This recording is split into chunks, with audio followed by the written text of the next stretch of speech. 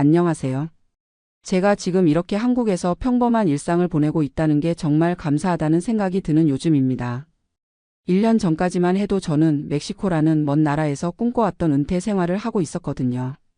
하지만 지금 돌이켜보니 그때의 저는 정말 무모했던 것 같아요. 67세인 제가 남편과 함께 겪었던 멕시코에서의 험난한 경험을 들려드리려고 해요.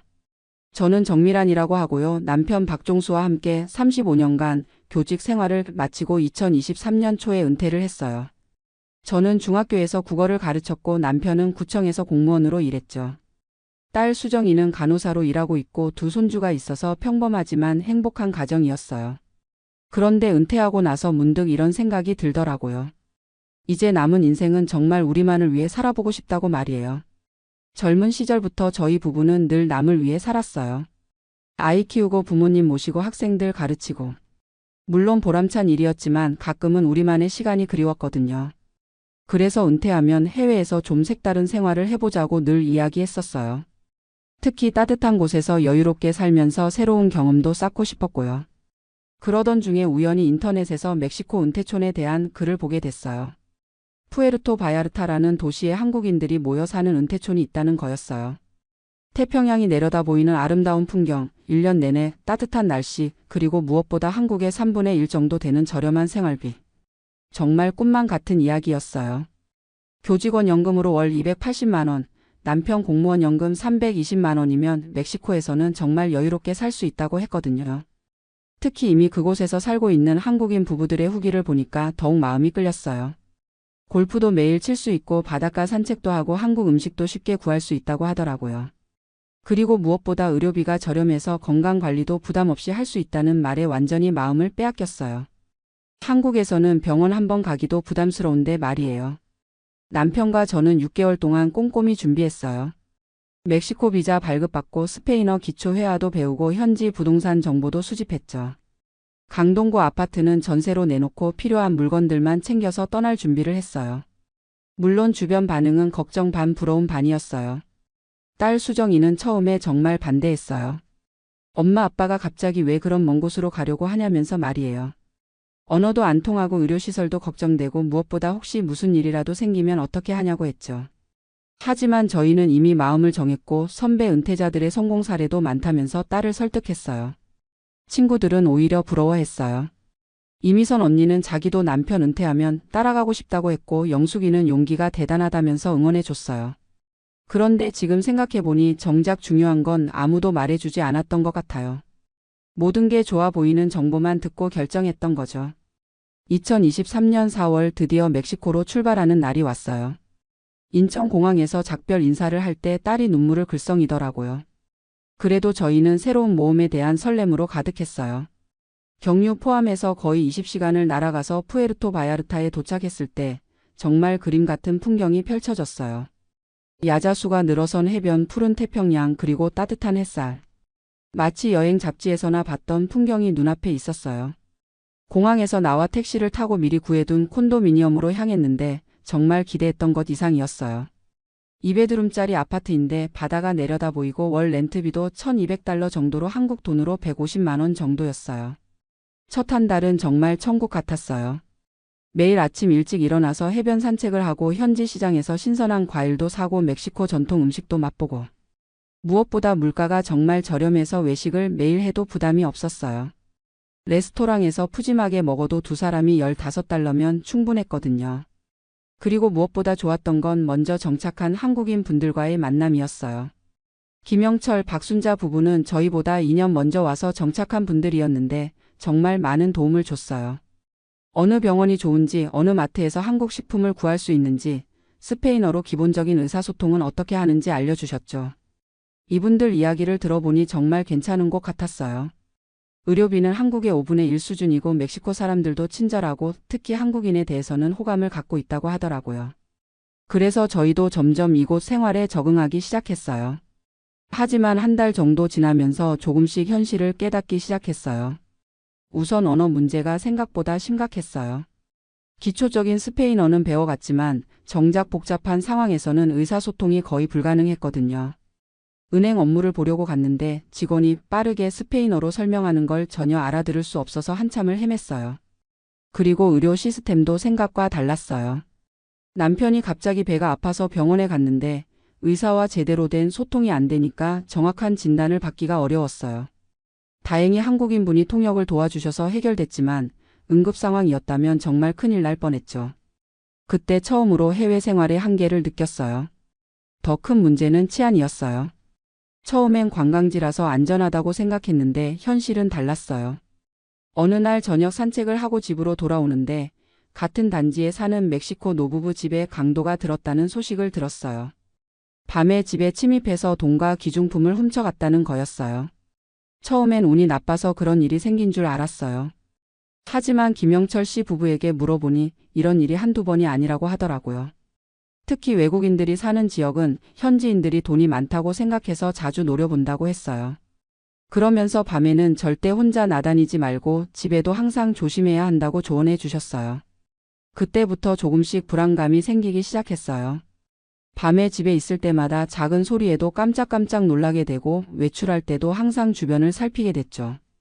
특히 한국인이라는 게 금세 티가 나니까 더 조심해야 한다는 생각이 들었어요. 그러던 어느 날 정말 무서운 일이 벌어졌어요. 같은 아파트에 사는 한국인 부부인 조명호 이수님 씨가 집에서 강도를 만난 거예요. 새벽 3시쯤에 발코니 유리창을 깨고 들어온 강도 2명이 돈을 내놓으라고 협박했다는 거였어요. 다행히 큰 부상은 없었지만 현금과 귀중품을 모두 털렸고 무엇보다 정신적 충격이 컸어요. 그 이야기를 들었을 때 정말 온몸에 소름이 돋았어요. 우리 집이랑 한층 차이밖에 안 나는 곳에서 벌어진 일이었거든요. 조명호 씨는 경찰에 신고했지만 경찰들이 와서 간단히 조서만 받고 그냥 가더라고 하더라고요. 범인을 잡겠다는 의지도 별로 없어 보였고 오히려 외국인들이 돈을 많이 갖고 다니니까 조심하라는 식으로 이야기했다고 해요. 그날 밤부터 정말 잠을 잘 수가 없었어요. 남편과 저는 번갈아가며 잠을 자면서 서로를 지켰어요. 작은 소리에도 깜짝 놀라서 일어나고 바람에 흔들리는 나무 소리도 누군가 침입하는 소리 같아서 무서웠어요. 이런 게 우리가 꿈꿔왔던 평화로운 은퇴 생활인가 싶어서 정말 절망스러웠죠. 더 큰 문제는 경제적인 부분이었어요. 처음에 알아본 정보와 달리 실제 생활비는 계속 늘어갔어요. 환율 변동도 있었고 현지 물가도 관광객들 때문에 계속 오르고 있었거든요. 특히 안전한 지역에서 살려면 집값도 비싸고 보안시설이 좋은 곳은 관리비도 만만치 않았어요. 그리고 의료비도 생각보다 많이 들었어요. 기본적인 진료는 저렴하지만 정밀 검사나 응급 상황에서는 비용이 만만치 않았거든요. 무엇보다 의사소통 문제 때문에 제대로 된 치료를 받기 어려워서 더 불안했어요. 한국에 있는 딸 수정이도 계속 걱정 전화를 했어요. 뉴스에서 멕시코 치안 문제를 봤다면서 괜찮냐고 물어보는 거예요. 저희는 괜찮다고 대답했지만 사실은 매일매일이 불안했어요. 특히 밤이 되면 정말 무서웠거든요. 그러던 중에 결정적인 사건이 일어났어요. 어느 날 밤 12시쯤 갑자기 복도에서 시끄러운 소리가 들렸어요. 누군가 소리를 지르는 것 같기도 하고 뭔가 부딪히는 소리도 들렸어요. 남편과 저는 숨을 죽이고 문틈으로 밖을 살펴봤는데 검은 옷을 입은 남자 둘이 바로 옆집 문을 발로 차고 있는 게 보였어요. 정말 심장이 터질 것 같았어요. 옆집에는 미국인 노부부가 살고 있었는데 그분들이 도움을 요청하는 소리가 들렸어요. 저희는 어떻게 해야 할지 몰라서 그냥 숨어 있을 수밖에 없었어요. 경찰에 신고해야 하는 건지 아니면 나가서 도와야 하는 건지. 하지만 무서워서 아무것도 할 수 없었어요. 10분 정도 지나서 조용해졌는데 강도들이 물건을 훔쳐서 도망간 것 같았어요. 다음 날 아침에 확인해 보니 정말 옆집이 털렸더라고요. 미국인 할아버지는 머리를 다쳐서 병원에 실려갔고 할머니는 정신적 충격으로 며칠 동안 말도 제대로 못하시더라고요. 그 순간 정말 깨달았어요. 이곳은 우리가 안전하게 살 수 있는 곳이 아니라는 걸 말이에요. 코앞에서 강도 사건이 벌어지는데도 아무것도 할 수 없는 무력함, 그리고 언제 우리 차례가 될지 모른다는 두려움이 정말 견딜 수 없었어요. 그날 밤 남편과 진지하게 이야기했어요. 이대로 계속 살 수는 없겠다고 한국으로 돌아가는 게 낫겠다고 말이에요. 남편도 같은 생각이었어요. 꿈꿔왔던 은퇴 생활이 이런 공포 속에서 보내는 나날이 될 줄은 몰랐다고 하더라고요. 하지만 돌아간다고 결정하기까지는 정말 힘들었어요. 6개월 동안 준비했던 일들이 모두 무너지는 기분이었거든요. 그리고 주변 사람들에게 뭐라고 설명해야 할지도 걱정됐어요. 겨우 6개월 만에 포기하고 돌아온다고 하면 실패자 같은 기분이 들 것 같았거든요. 하지만 생명보다 중요한 건 없잖아요. 매일 밤 두려움에 떨면서 사는 게 과연 행복한 은퇴 생활일까 싶었어요. 그래서 결국 한국으로 돌아가기로 결정했어요. 문제는 떠나는 것도 쉽지 않다는 거였어요. 임대 계약을 중도에 해지하려면 위약금을 내야 했고 구입했던 가전제품들도 모두 처분해야 했어요. 하지만 하루라도 빨리 이곳을 벗어나고 싶었기 때문에 손해를 감수하고라도 서둘러 정리했어요. 다른 한국인 분들에게는 급한 가족 일이 생겼다고 둘러댔어요. 치안 때문에 떠난다고 하면 그분들도 불안해하실 것 같았거든요. 김영철 씨 부부는 아쉬워하면서도 이해해 주셨어요.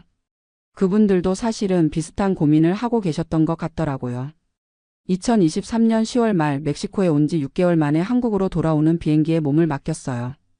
이상하게도 비행기가 이륙하는 순간 안도감이 밀려왔어요. 이제 밤에 무서워하지 않아도 되고 강도 걱정 없이 잠들 수 있다는 생각에 정말 홀가분했어요. 인천공항에 도착해서 한국 땅을 밟는 순간 눈물이 났어요.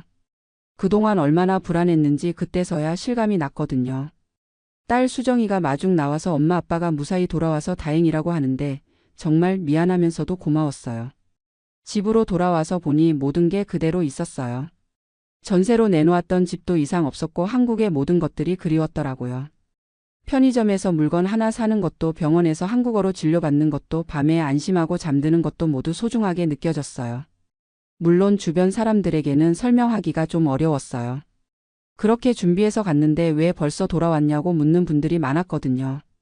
저는 솔직하게 치안 문제 때문이라고 말씀드렸어요. 그랬더니 다들 이해해 주시더라고요.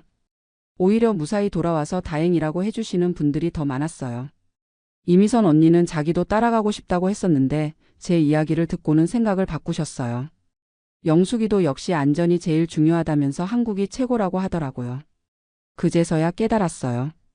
해외 은퇴 생활의 로맨틱한 면만 보고 현실적인 위험성은 제대로 고려하지 못했다는 걸 말이에요. 지금 돌이켜보면 저희가 너무 성급했던 것 같아요. 충분한 현지 답사도 없이 인터넷 정보만 믿고 결정했던 게 가장 큰 실수였어요. 특히 치안 문제는 실제로 살아봐야 알 수 있는 부분인데 그런 것까지 고려하지 못했죠.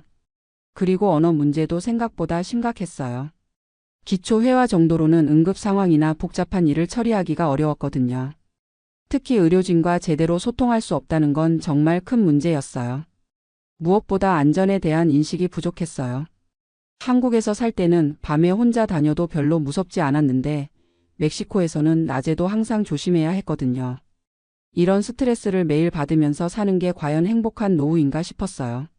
한국으로 돌아온 지 1년이 지난 지금 정말 다행이라는 생각이 들어요.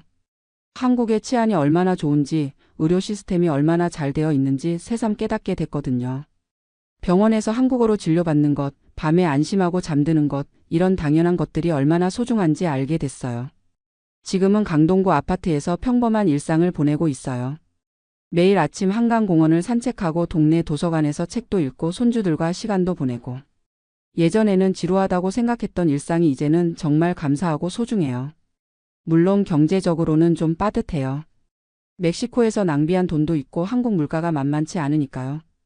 하지만 안전하게 살 수 있다는 것만으로도 충분히 만족스러워요. 돈으로 살 수 없는 게 바로 평온함이거든요. 요즘 가끔 TV에서 해외 은퇴 특집 프로그램을 보면 복잡한 기분이 들어요.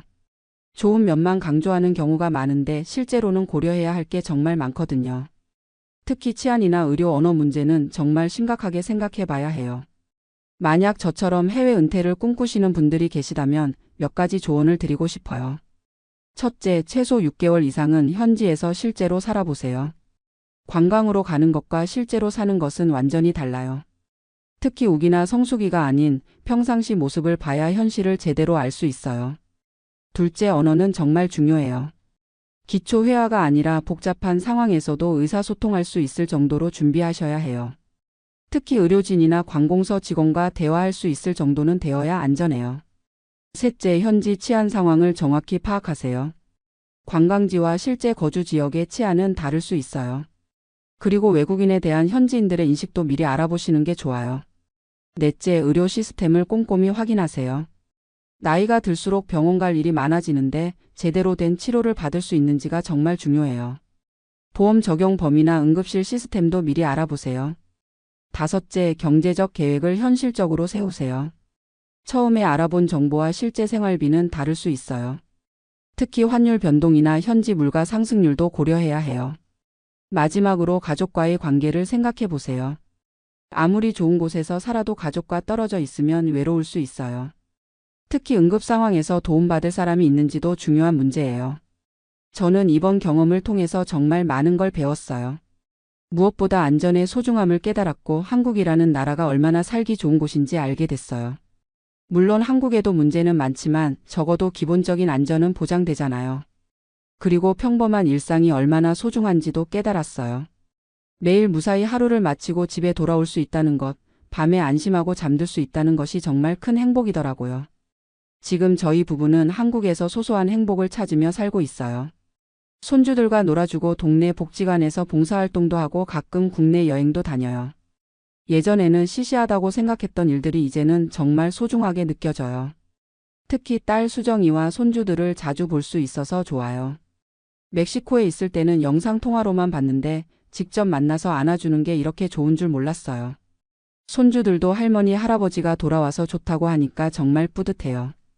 요즘은 동네 경로당에서 다른 어르신들과 시간도 보내고 복지관에서 하는 프로그램에도 참여해요. 컴퓨터 교실도 다니고 건강 체조도 하고 가끔은 요리 교실에도 가요. 이런 게 바로 진짜 행복한 노후가 아닐까 싶어요.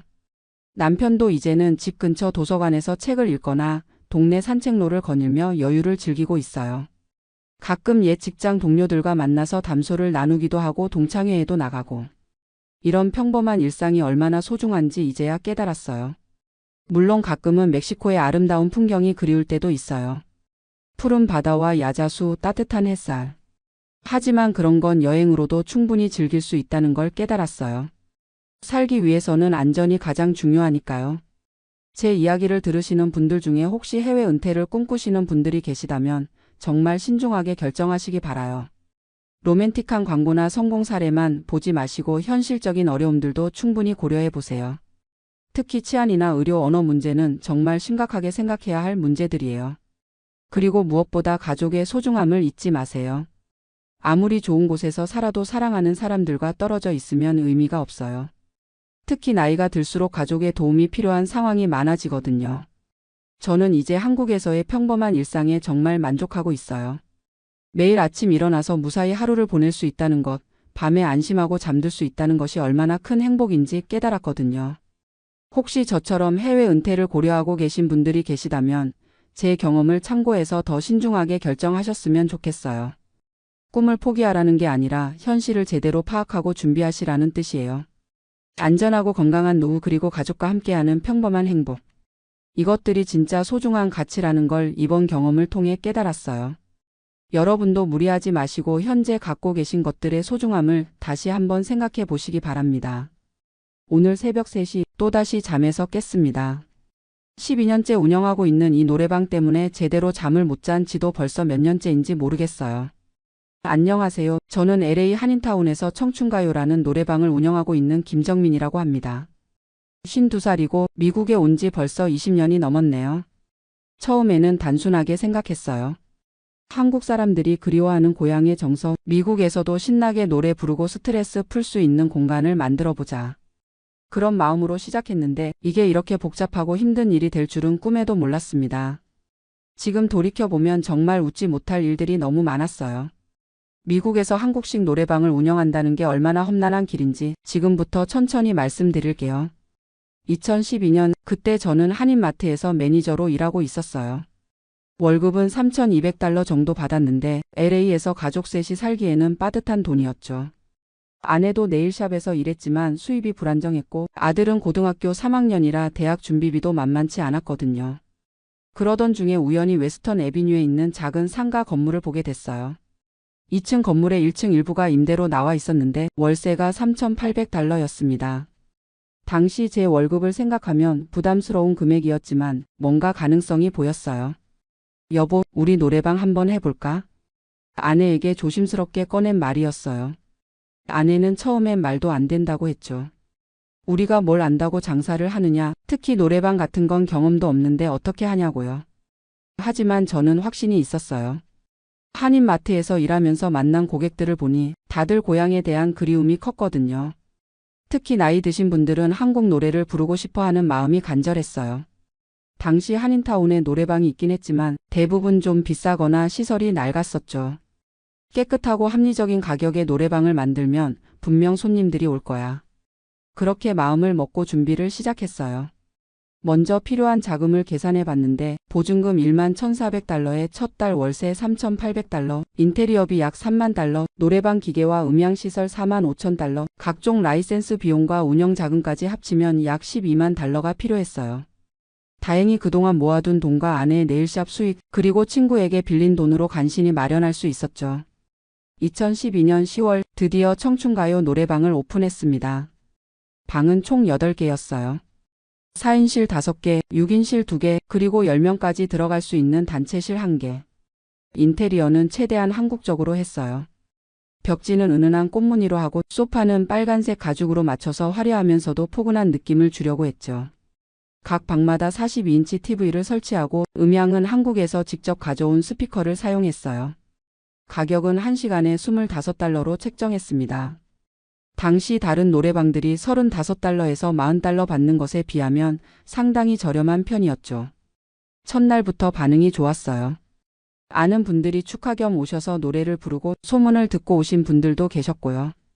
특히 나이 드신 분들이 옛날 가요를 부르며 눈물을 흘리시는 모습을 보면서 정말 뿌듯했습니다. 이게 바로 내가 하고 싶었던 일이야. 그렇게 생각하며 열심히 일했어요. 매일 아침 10시에 문을 열어서 새벽 2시까지 운영했죠. 주말에는 새벽 3시까지 했고요. 처음 몇 달간은 정말 순조로웠어요. 월 매출이 1만 2천 달러 정도 나왔고 월세와 각종 비용을 제외하면 순수익이 4천 달러 정도 남았거든요. 한인마트에서 받던 월급보다 훨씬 많은 돈이었죠. 그런데 문제는 여기서부터 시작됐어요. 2013년 3월 어느 날 갑자기 우편물 하나가 왔습니다. 발신인은 BMI라는 회사였어요. 영어로 빼곡히 적힌 편지였는데 처음에는 무슨 내용인지 잘 이해가 안 됐어요. 아들에게 번역을 부탁했더니 얼굴이 굳어지더니 이렇게 말하더라고요. 아빠, 이거 큰일 났어요. 음악 저작권 회사에서 소송을 걸겠다는 경고장이에요. 순간 머리가 하얘졌습니다. 소송이라니 도대체 무슨 일인지 영문을 모르겠더라고요.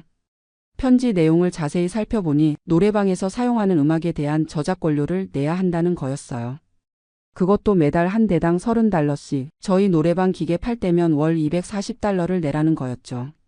아니, 우리는 한국에서 정식으로 기계를 사서 왔는데 뭔 소리야? 처음에는 이해가 안 됐어요. 한국에서 노래방 기계를 살 때 이미 음원 사용료를 다 지불한 줄 알았거든요. 그런데 알고 보니 그건 한국에서만 유효한 라이센스였던 거예요.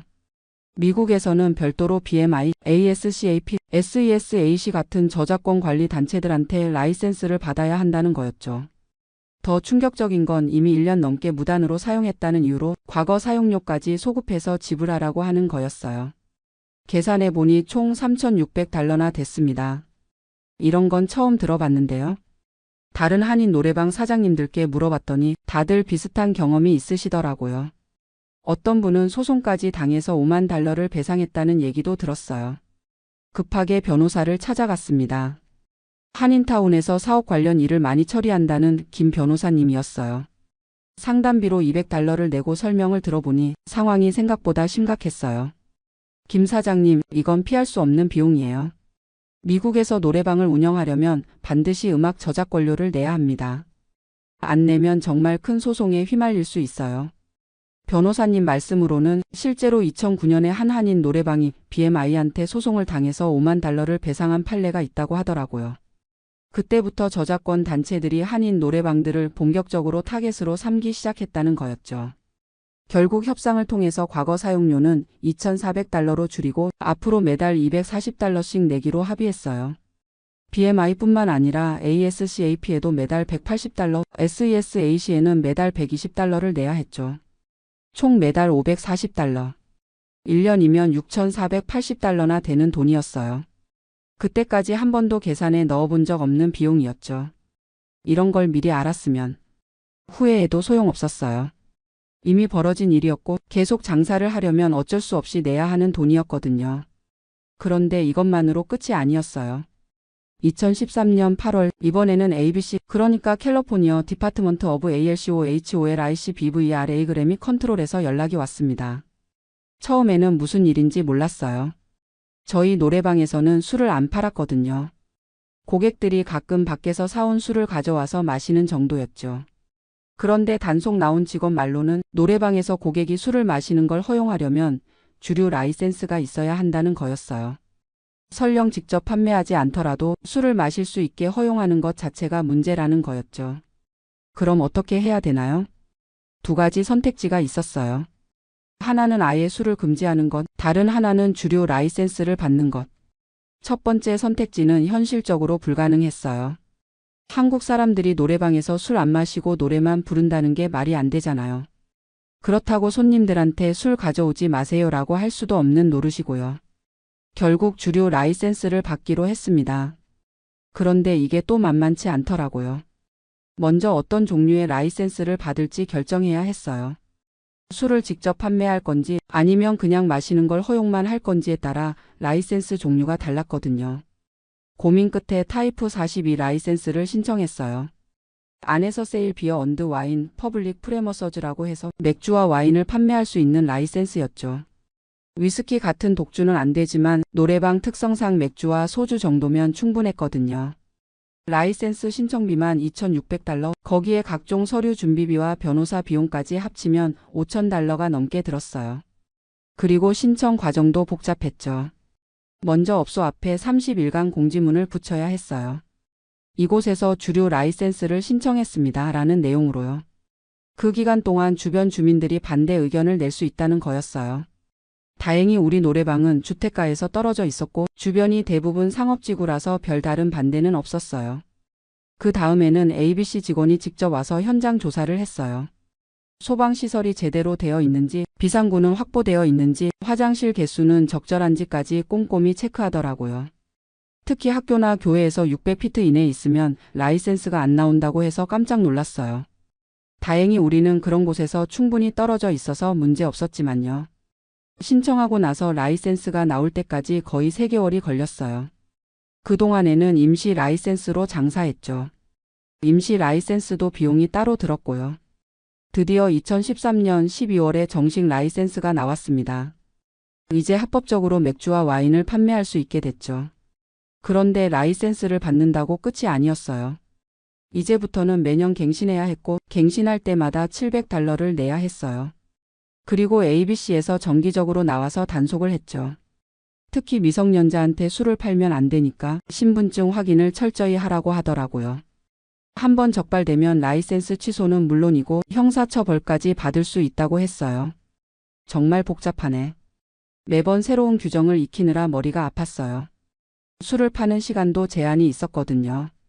오전 6시부터 오전 2시까지만 판매 가능하고 일요일은 오전 10시부터라는 규정도 있었죠. 그리고 매달 ABC에 판매량 보고서를 제출해야 했어요. 얼마나 많은 맥주를 팔았는지, 와인은 얼마나 팔았는지 다 기록해서 보고하는 거였죠. 이런 일들을 겪으면서 깨달은 게 미국에서 장사한다는 게 정말 만만치 않다는 거였어요. 특히 노래방 같은 업종은 더더욱 그렇고요. 2014년 들어서면서 장사가 좀 안정됐다고 생각했는데 이번에는 전혀 예상치 못한 일이 터졌어요. 어느 날 오후 갑자기 경찰관 2명이 노래방으로 들어왔어요. 배지를 보여주면서 조사 때문에 왔다고 하더라고요.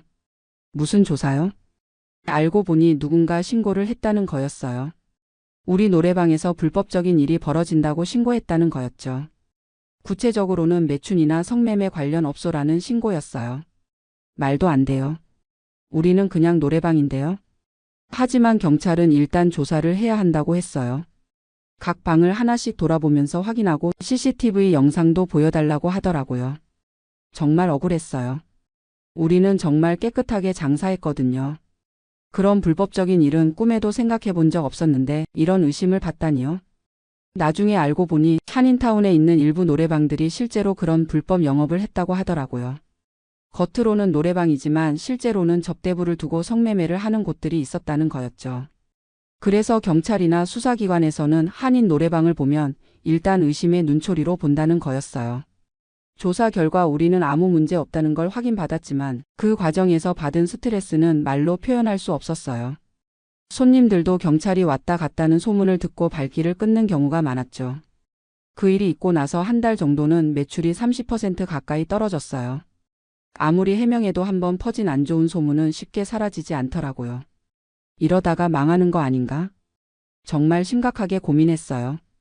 그때까지 투자한 돈도 많은데 이런 식으로 문 닫게 되면 정말 큰일이었거든요. 다행히 기존 단골 손님들이 많이 도와주셨어요. 그런 소문 신경 쓰지 말고 열심히 하세요라고 격려해 주시고 주변 분들한테도 좋은 말씀 많이 해주셨죠. 그렇게 해서 2014년 말쯤에는 매출이 다시 회복됐어요. 하지만 그 일을 겪고 나서는 항상 조심하게 됐죠. 혹시라도 오해받을 만한 일은 절대 안 하려고 했어요. 예를 들어서 젊은 여자 손님들이 혼자 왔을 때는 다른 손님들과 접촉이 없도록 특별히 신경 썼고요. 남자 손님들이 술을 많이 마셔서 소란을 피우면 바로 제지하고 진정시켰어요. 그리고 CCTV도 추가로 설치했어요. 혹시라도 나중에 또 문제가 생겼을 때 증거 자료로 활용할 수 있도록요. 2015년부터 2019년까지는 비교적 평온했어요. 저작권료도 꼬박꼬박 내고 주류 라이센스도 매년 갱신하고 ABC 단속에도 문제없이 통과했죠.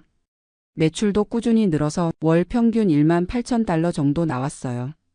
각종 비용을 제외하고도 월 7,000달러 정도는 순수익이 남았죠. 그 돈으로 아들 대학 등록금도 내고 한국에 계신 부모님께도 용돈을 드릴 수 있었어요. 무엇보다 제가 하고 싶었던 일을 하면서 돈도 벌 수 있다는 게 가장 큰 보람이었죠. 손님들과의 관계도 좋았어요. 특히 나이 드신 분들은 저를 거의 가족처럼 대해 주셨거든요. 생일이나 명절 때는 음식을 해서 가져와 주시기도 하고 개인적인 고민이 있을 때는 상담도 해주시고요. 정민이 덕분에 고향 생각 많이 덜어지네요.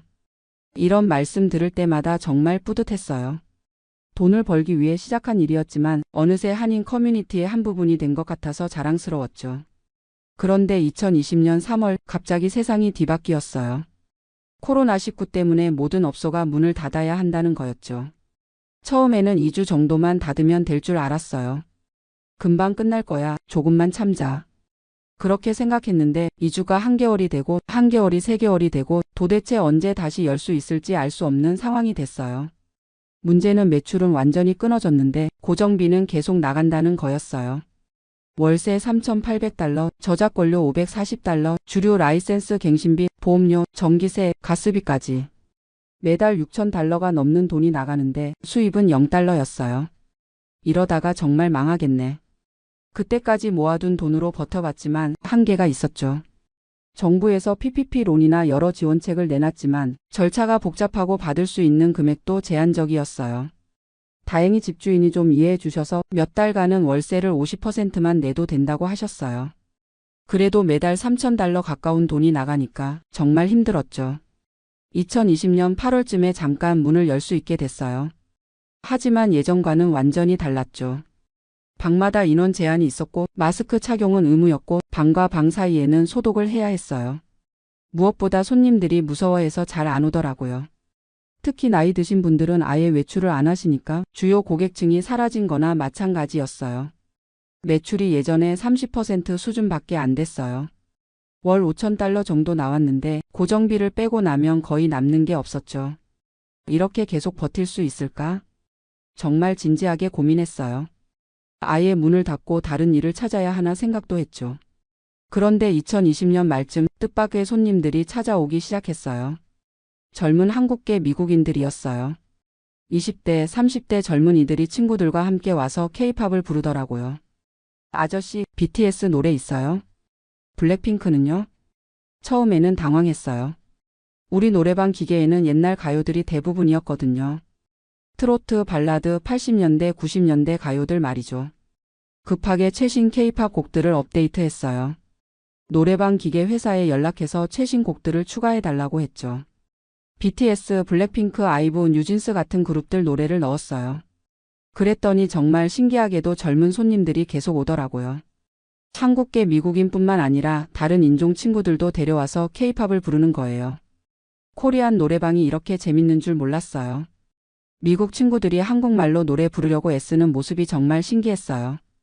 발음이 엉망이어도 열심히 따라 부르더라고요. 이분들 덕분에 2021년부터는 매출이 조금씩 회복되기 시작했어요. 예전만큼은 아니었지만 적어도 적자는 면하게 됐죠. 그런데 또 다른 문제가 생겼어요. 젊은 손님들과 기존 중년 손님들 사이에 갈등이 생기기 시작한 거예요. 젊은 손님들은 밤늦게 와서 시끄럽게 노래를 부르고 기존 손님들은 조용히 옛날 노래를 부르고 싶어 하고 서로 다른 니즈 때문에 불편해하는 분들이 생겼어요. 요즘 애들은 너무 시끄러워. 아저씨들 노래는 너무 구식이야. 양쪽에서 불만이 나오기 시작했죠. 고민 끝에 시간대별로 운영 방식을 나눴어요. 오후 8시 이전에는 기존 중년 손님들 위주로 하고 8시 이후에는 젊은 손님들 위주로 하는 거였죠. 그리고 방음 시설도 추가로 보강했어요. 특히 젊은 손님들이 주로 사용하는 방들은 방음제를 더 두껍게 깔았죠. 이런 변화들을 통해서 2022년에는 매출이 예전 수준의 80%까지 회복됐어요. 월 14,000달러 정도 나왔고 순수익도 5,000달러 정도 남게 됐죠. 하지만 운영은 예전보다 훨씬 복잡해졌어요. 두 개의 서로 다른 고객층을 동시에 만족시켜야 하니까 신경 쓸 게 한두 개가 아니었거든요. 음악도 계속 업데이트해야 했고 젊은 손님들은 인스타그램이나 틱톡에 올릴 수 있는 예쁜 조명이나 소품들을 원했어요. 그래서 몇 개 방은 아예 인테리어를 바꿔서 인스타그램 룸으로 만들었죠. 네온 사인도 설치하고 벽에는 케이팝 포스터도 붙이고 셀카 찍기 좋은 조명도 추가했어요. 그런데 2023년 들어서 또 다른 문제가 생겼어요. 한인타운에 새로운 노래방들이 계속 생기기 시작한 거예요. 특히 더 크고 현대적인 시설을 갖춘 곳들이 생겨서 경쟁이 치열해졌죠. 새로 생긴 노래방들은 처음부터 젊은 고객층을 타겟으로 만들어진 곳들이었어요. 최신 장비에 화려한 인테리어, 그리고 더 저렴한 가격까지. 우리보다 시설은 좋은데 가격은 더 싼 곳들이 생기니까 손님들이 조금씩 빠지기 시작했어요. 이런 경쟁에서 어떻게 살아남지? 정말 고민이 많아졌어요. 시설을 완전히 새롭게 바꾸자니 돈이 너무 많이 들고 가격을 내리자니 수익성이 떨어지고. 그래서 생각해낸 게 차별화 전략이었어요. 다른 노래방들이 할 수 없는 서비스를 만들어 보자는 거였죠. 첫 번째로 시작한 게 노래 레슨 서비스였어요. 주중 오후 시간대에는 손님이 별로 없으니까 그 시간을 활용해서 개인 레슨을 해주는 거였죠. 한국에서 성악을 전공하신 분을 모셔와서 발성법부터 가창력까지 체계적으로 가르쳐드리는 서비스였어요. 1시간에 $50로 책정했는데 의외로 반응이 좋았어요. 특히 나이 드신 분들이 좋아하셨죠. 나도 제대로 된 발성법을 배워서 노래를 더 잘 부르고 싶다는 분들이 많으셨거든요. 두 번째로는 홈파티 패키지를 만들었어요. 생일이나 기념일 같은 특별한 날을 위한 서비스였죠. 케이크, 꽃, 장식품까지 다 준비해서 특별한 분위기를 만들어 드리는 거였어요. 이것도 인기가 좋았어요. 특히 젊은 커플들이나 가족 단위 손님들이 많이 이용하셨죠. 세 번째로는 한국 문화 체험 프로그램을 시작했어요. 한국어를 배우는 외국인들이나 한국 문화에 관심 있는 분들을 위한 거였죠. 한국 전통 의상 한복을 입고 사진도 찍고 한국 전통 놀이도 해보고 물론 한국 노래도 배우는 프로그램이었어요. 이건 정말 뜻밖의 반응이었어요. UCLA나 USC 학생들이 단체로 오기도 하고 한국 문화에 관심 있는 다른 인종분들도 많이 오셨어요. 이런 차별화 서비스들 덕분에 2023년 매출은 오히려 팬데믹 이전보다 더 늘었어요. 월 $20,000를 넘기기도 했죠. 하지만 여전히 어려운 점들이 많아요. 경쟁은 계속 치열해지고 있고 각종 규제나 비용들도 계속 늘어나고 있거든요. 특히 최근에는 임금 인상 문제가 큰 부담이에요. 캘리포니아 최저임금이 계속 올라가는데 저희는 직원을 3명 고용하고 있어서 인건비 부담이 만만치 않아요. 그리고 전기료나 가스료 같은 유틸리티 비용도 많이 올랐어요. 예전에는 월 $400 정도였는데 지금은 $700가 넘게 나와요. 임대료도 매년 조금씩 오르고 있고요. 지금은 월 $4,500를 내고 있는데 내년에는 또 얼마나 오를지 모르겠어요. 하지만 그래도 포기할 생각은 없어요. 12년 동안 이 일을 하면서 정말 많은 것들을 배웠고 무엇보다 이 일에 대한 애정이 생겼거든요. 단순히 돈을 벌기 위한 사업이 아니라 한인 커뮤니티의 한 부분으로서 역할을 하고 있다는 자부심이 있어요. 고향을 그리워하는 분들에게는 위로가 되어드리고 젊은 세대에게는 한국 문화를 알려주는 역할도 하고 다른 인종분들에게는 한국을 이해할 수 있는 창구가 되기도 하고요. 물론 앞으로도 어려움은 계속 있을 거예요. 미국에서 이런 업종을 하는 게 쉬운 일은 아니니까요. 하지만 그동안 겪었던 일들을 통해서 많이 배웠고 이제는 어떤 문제가 생겨도 해결할 자신이 있어요. 무엇보다 가족들이 많이 도와주고 있어서 힘이 나요. 아들도 대학을 졸업하고 이제 저를 도와주고 있고 아내도 네일샵 일을 그만두고 노래방 일에 전념하고 있어요. 요즘은 새로운 계획도 세우고 있어요. 한인타운에 두 번째 매장을 열까 생각 중이거든요. 이번에는 처음부터 젊은 고객층을 타겟으로 해서 완전히 다른 컨셉으로 만들어 보려고 해요. 미국에서 한국식 노래방을 운영한다는 게 정말 쉽지 않은 일이지만 그만큼 보람도 크고 의미도 있는 일인 것 같아요. 앞으로도 계속 열심히 해서 더 많은 분들에게 기쁨과 위로를 드릴 수 있는 공간을 만들어 나가고 싶습니다. 저는 올해 74세가 된 이현숙이라고 합니다. 호주 멜버른에서 남편과 함께 45년째 살고 있어요. 매일 아침 일어나면 제일 먼저 하는 일이 있습니다. 거실 벽에 걸린 부모님 사진 앞에 가서 안녕히 주무셨냐고 인사를 드리는 거예요. 어머니는 6년 전에, 아버지는 3년 전에 돌아가셨는데 지금도 그 습관을 계속하고 있습니다. 오늘 이 이야기를 들려드리는 이유는 저와 같은 실수를 하시는 분들이 없었으면 해서입니다. 특히 해외에 사시면서 한국에 부모님을 두고 계신 분들께 꼭 들려드리고 싶은 이야기예요. 저는 평생 후회하며 살고 있거든요.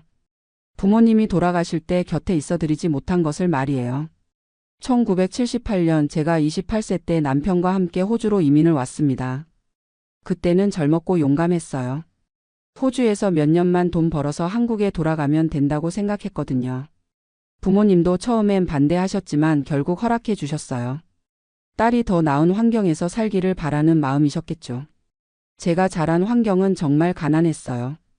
경남 진주에서 태어났는데 아버지는 농사를 지으셨고 어머니는 남의 집일을 도와주시면서 우리 남매 4명을 키우셨어요. 겨울이면 연탄가스 때문에 머리가 아프고 여름이면 더위에 잠을 못 자는 그런 집에서 살았습니다. 부모님은 당신들이 못 배운 한을 자식들에게는 안 물려주겠다고 하시면서 어떻게든 공부를 시켜주셨어요. 저도 고등학교까지는 졸업할 수 있었거든요. 그래서 더 나은 삶을 꿈꿨던 것 같아요. 신문에서 호주 이민 광고를 보고 남편과 상의했을 때 둘 다 가슴이 뛰었어요. 넓은 땅, 깨끗한 공기, 좋은 일자리. 그런 곳에서 살면서 부모님께도 용돈을 넉넉히 보내드릴 수 있을 거라고 생각했죠. 부모님께 이민 이야기를 꺼냈을 때 어머니가 눈물을 글썽이시더라고요. 딸을 그렇게 먼 곳으로 보내기 싫다고 돈은 없어도 가족이 함께 있는 게 제일이라고 하셨어요. 하지만 저는 고집을 부렸어요. 몇 년만 있다가 돌아오겠다고 돈 많이 벌어서 부모님을 편하게 해드리겠다고 약속했습니다. 그렇게 1978년 3월 인천공항에서 부모님과 작별 인사를 했어요. 어머니는 끝까지 손을 놓지 않으시려고 하셨고 아버지는 남자라고 티를 안 내시려고 하셨지만 눈이 빨갛게 되어 있으셨어요. 저는 그때 몰랐어요. 그게 부모님과 제대로 된 마지막 인사가 될 줄은요. 멜버른에 도착했을 때의 감동은 지금도 기억해요. 3월이니까 호주는 가을이었는데 공기가 정말 맑고 도시가 깨끗했어요. 남편은 현지 공장에서 기계 엔지니어로 일을 시작했고 저는 한국 식당에서 일했습니다. 처음엔 영어가 안 되어서 힘들었지만 한 달 지나면서 생활이 안정되었어요. 그리고 6개월 후에 처음으로 한국에 송금을 했어요. 당시 한국 돈으로 50만 원 정도였는데 아버지 월급보다 많은 돈이었거든요. 부모님이 얼마나 기뻐하셨는지 몰라요. 전화로 고맙다고 하시면서 딸이 대견하다고 하시는 소리를 들으니까 가슴이 뿌듯했어요. 아, 이렇게 하는 게 효도구나 생각했죠. 그런데 한인교회에 나가보니까 다른 얘기를 하시는 분들이 많았어요. 특히 먼저 이민 오신 어르신들이 그러시더라고요. 부모님이 살아계실 때 곁에 있어야 한다고 돈만 보내는 게 효도가 아니라고요. 그분들 중에 부모님 돌아가실 때 못 간 분들이 많았거든요. 그런데 저는 그때 그런 말씀들을 진지하게 받아들이지 않았어요. 젊었으니까 그랬던 것 같아요. 부모님이 아직 60대 초반이셨고 건강하셨거든요. 몇 년 더 있다가 돌아가면 된다고 생각했어요. 그리고 매달 송금하고 있으니까 제 역할은 다 하고 있다고 생각했죠. 지금 생각해보면 정말 어리석었어요. 1980년대 들어서면서 부모님께서 조금씩 연세가 드시기 시작했어요. 어머니가 무릎이 아프다고 하시고 아버지도 허리가 불편하다고 하시더라고요. 그때도 저는 한국에서 치료비 많이 든다고 하시면 돈을 더 보내드리면 된다고 생각했어요. 국제전화 요금이 비싸니까 한 달에 한두 번 정도만 안부를 여쭈었고요.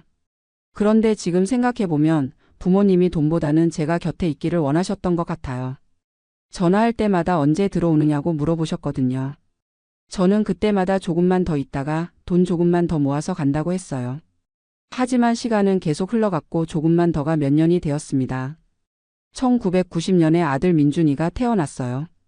그때 어머니가 손자 보러 오시겠다고 하셨는데 비행기 값이 너무 비싸다고 말씀드렸어요. 대신 아이 사진을 많이 찍어서 보내드렸죠. 어머니가 손자 사진을 보시고 너무 예쁘다고 꼭 한번 안아보고 싶다고 하셨는데요. 그때 제가 비행기 표를 사드렸어야 했는데 그러지 못했어요. 경제적으로 여유가 없었던 것도 있고 나중에 저희가 들어가면 된다고 생각했거든요. 1995년쯤부터는 한국 형제들이 연락이 자주 왔어요.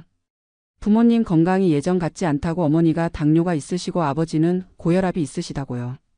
큰 오빠가 전화해서 현수가 부모님이 내가 보고 싶어 하신다고 하시더라고요.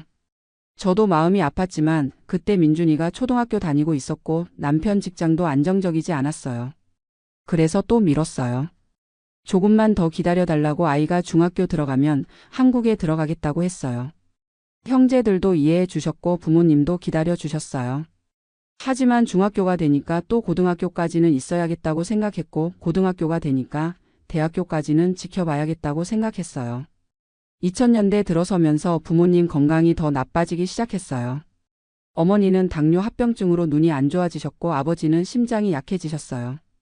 큰오빠가 주로 병원에 모시고 다니셨는데 제가 멀리 있으니까 모든 부담이 형제들에게만 가는 거였어요. 그때 정말 미안했지만 당장 들어갈 수는 없었어요. 민준이가 대학교에 입학했고 등록금도 비쌌거든요. 저는 그래도 경제적으로 도움은 되려고 했어요. 부모님 병원비 약값은 제가 다 보내드렸어요. 한 달에 200만 원씩은 꼬박꼬박 송금했거든요. 그런데 지금 생각해보니 돈으로 모든 걸 해결하려고 했던 것 같아요. 정작 부모님이 원하신 건 제가 곁에 있는 것이었는데 말이에요. 2010년쯤 되니까 어머니 상태가 정말 안 좋아지셨어요. 당뇨 합병증으로 신장도 나빠지시고 거동도 불편해지셨어요. 작은 오빠가 전화해서 어머니가 현숙이 보고 싶어서 잠을 못 주무신다고 하시더라고요. 그때 정말 마음이 아팠어요. 하지만 그때도 당장 갈 수는 없었어요. 민준이가 대학교 마지막 학년이었고 취업 준비 때문에 제가 옆에서 도와줘야 했거든요. 2015년 어머니가 병원에 입원하셨어요. 신장 기능이 많이 떨어져서 투석을 받으셔야 한다고 하더라고요. 그때 큰오빠가 전화해서 이번엔 정말 위험할 수도 있다고 빨리 들어오라고 하셨어요. 저도 그때는 정말 가야겠다고 생각했어요. 비행기표도 알아봤어요. 그런데 어머니 상태가 조금 좋아지셨다는 연락이 왔어요. 투석 치료가 잘 되고 있고 퇴원할 수 있을 것 같다고 하시더라고요. 그래서 또 안심하고 가는 걸 미뤘어요. 조금 더 안정되면 그때 가서 오래 있겠다고 생각했거든요. 지금 생각하면 그때 갔어야 했는데요. 2017년 어느 날 작은 오빠한테서 전화가 왔어요. 한국 시간으로는 새벽 3시쯤이었는데 멜버른은 오후였어요. 전화 받자마자 오빠가 울먹이는 소리가 들렸어요. 어머니가 새벽에 갑자기 호흡이 곤란해지셔서 응급실로 갔는데 의식을 잃으셨다고 하더라고요. 그 순간 머리가 하얘졌어요. 어떻게 해야 할지 모르겠더라고요. 남편한테 얘기하고 급하게 비행기표를 알아봤어요. 그런데 당장 출발할 수 있는 비행기가 없었어요. 제일 빨라도 다음날 저녁에 출발해서 한국에 도착하는 건 그 다음날 오후였어요. 밤새 잠을 못 자고 기다렸는데 다음날 아침에 또 전화가 왔어요. 어머니가 그날 새벽에 돌아가셨다는 소식이었어요. 마지막 순간에 제 이름을 부르셨다고 하더라고요. 현숙이는 언제 오느냐고 물어보셨다고요. 그 말을 듣는 순간 정말 세상이 무너지는 것 같았어요. 39년 동안 호주에 살면서 부모님을 제대로 뵙지도 못하고 마지막 순간에도 곁에 있지 못했다는 자책감이 몰려왔어요. 남편이 위로해 주려고 했지만 소용없었어요. 제가 너무 이기적이었구나 하는 생각만 들었거든요. 더 힘든 건 장례식에도 갈 수 없었다는 거예요. 그때가 2017년이었는데 비자 문제도 있었고 당장 휴가를 낼 수도 없는 상황이었어요. 결국 화상통화로 어머니 장례식을 지켜봤어요. 관 속에 누워 계신 어머니를 보면서 정말 많이 울었어요. 마지막 인사도 제대로 드리지 못했다는 생각에 가슴이 찢어지는 것 같았어요. 장례식 후에 형제들과 화상통화를 했는데 다들 저를 원망하지는 않았어요. 오히려 멀리서 고생한다고 위로해 주더라고요. 하지만 저는 그게 더 마음 아팠어요. 원망이라도 해주면 좋겠는데 그렇게 이해해 주시니까 더 죄책감이 들었거든요. 어머니가 돌아가신 후에 아버지가 많이 우울해 하셨어요. 50년 넘게 함께 사신 분이 갑자기 세상을 떠나시니까 얼마나 허전하셨겠어요. 제가 매일 전화를 드렸는데 아버지가 늘 똑같은 말씀만 하셨어요. 어머니가 마지막까지 현숙이 보고 싶어 했다고 왜 진작 들어오지 않았냐고요. 그 말씀을 들을 때마다 가슴이 찢어졌어요. 정말 후회됐거든요. 돈을 벌겠다고 아이를 잘 키우겠다고 하면서 정작 제일 소중한 걸 놓쳤구나 싶었어요. 어머니한테 마지막 인사도 드리지 못하고 손도 한번 제대로 잡아드리지 못했다는 게 너무 원통했어요. 그래서 아버지만이라도 모셔오려고 했어요. 호주로 오셔서 저희와 함께 사시라고 권해드렸거든요. 하지만 아버지는 단호하게 거절하셨어요. 어머니 곁을 떠날 수 없다고 고향을 떠날 수 없다고 하시더라고요. 그리고 현숙이가 들어와야 한다고 이제라도 들어와서 함께 살자고 하셨어요. 저도 진짜 고민했어요. 그때 민준이는 이미 직장을 다니고 있었고 저희 부부도 나이가 70이 가까워지고 있었거든요. 지금 한국에 들어가면 다시 정착하기 어렵겠다는 생각도 들었어요. 호주에서 45년을 살았는데 갑자기 한국에 가서 살 수 있을까 하는 두려움도 있었고요. 결국 아버지를 설득해서 호주 방문이라도 해보시라고 했어요. 2018년에 아버지가 처음으로 호주에 오셨어요. 80세가 넘은 나이에 긴 비행기 여행을 하시는 게 걱정됐지만 그래도 손자 손녀를 만나시는 걸 보니까 좋아하시더라고요. 민준이도 할아버지를 정말 반가워했고 며느리 소영이도 친어머니처럼 모셨어요. 하지만 아버지는 3개월 만에 한국으로 돌아가시겠다고 하셨어요. 음식도 입에 안 맞고 말도 안 통하고 무엇보다 어머니 산소를 돌볼 사람이 없다고 하시면서요. 저는 더 계시라고 붙잡고 싶었지만 억지로 붙잡을 수는 없었어요. 아버지의 마음을 이해하니까요. 아버지가 한국에 돌아가신 후로는 매일 화상통화를 했어요. 시차 때문에 한국이 밤일 때 제가 전화를 드렸는데 아버지가 혼자 계시는 모습을 보니까 마음이 너무 아팠어요.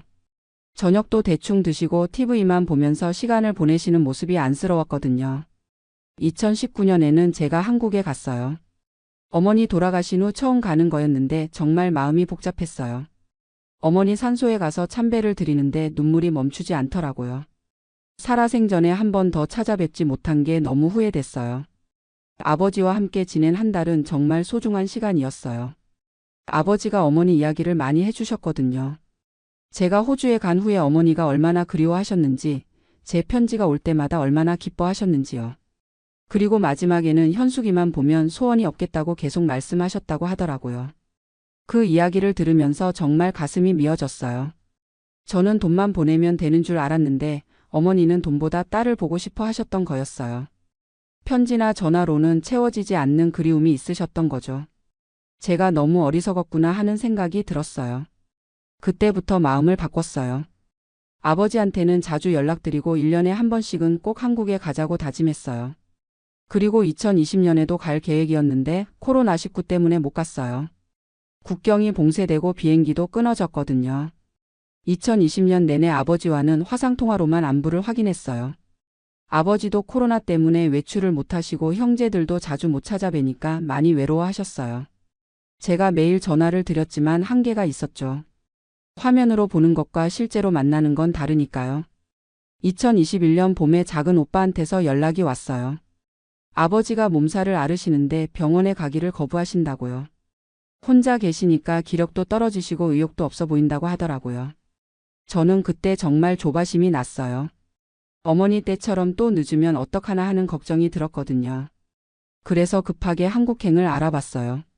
코로나 때문에 격리를 2주 해야 했지만 그래도 가야겠다고 생각했어요. 다행히 2021년 여름에 입국이 가능해졌고 저는 바로 비행기표를 예약했어요. 남편도 같이 가려고 했는데 나이가 많아서 장거리 여행이 부담스럽다고 해서 저 혼자 갔어요.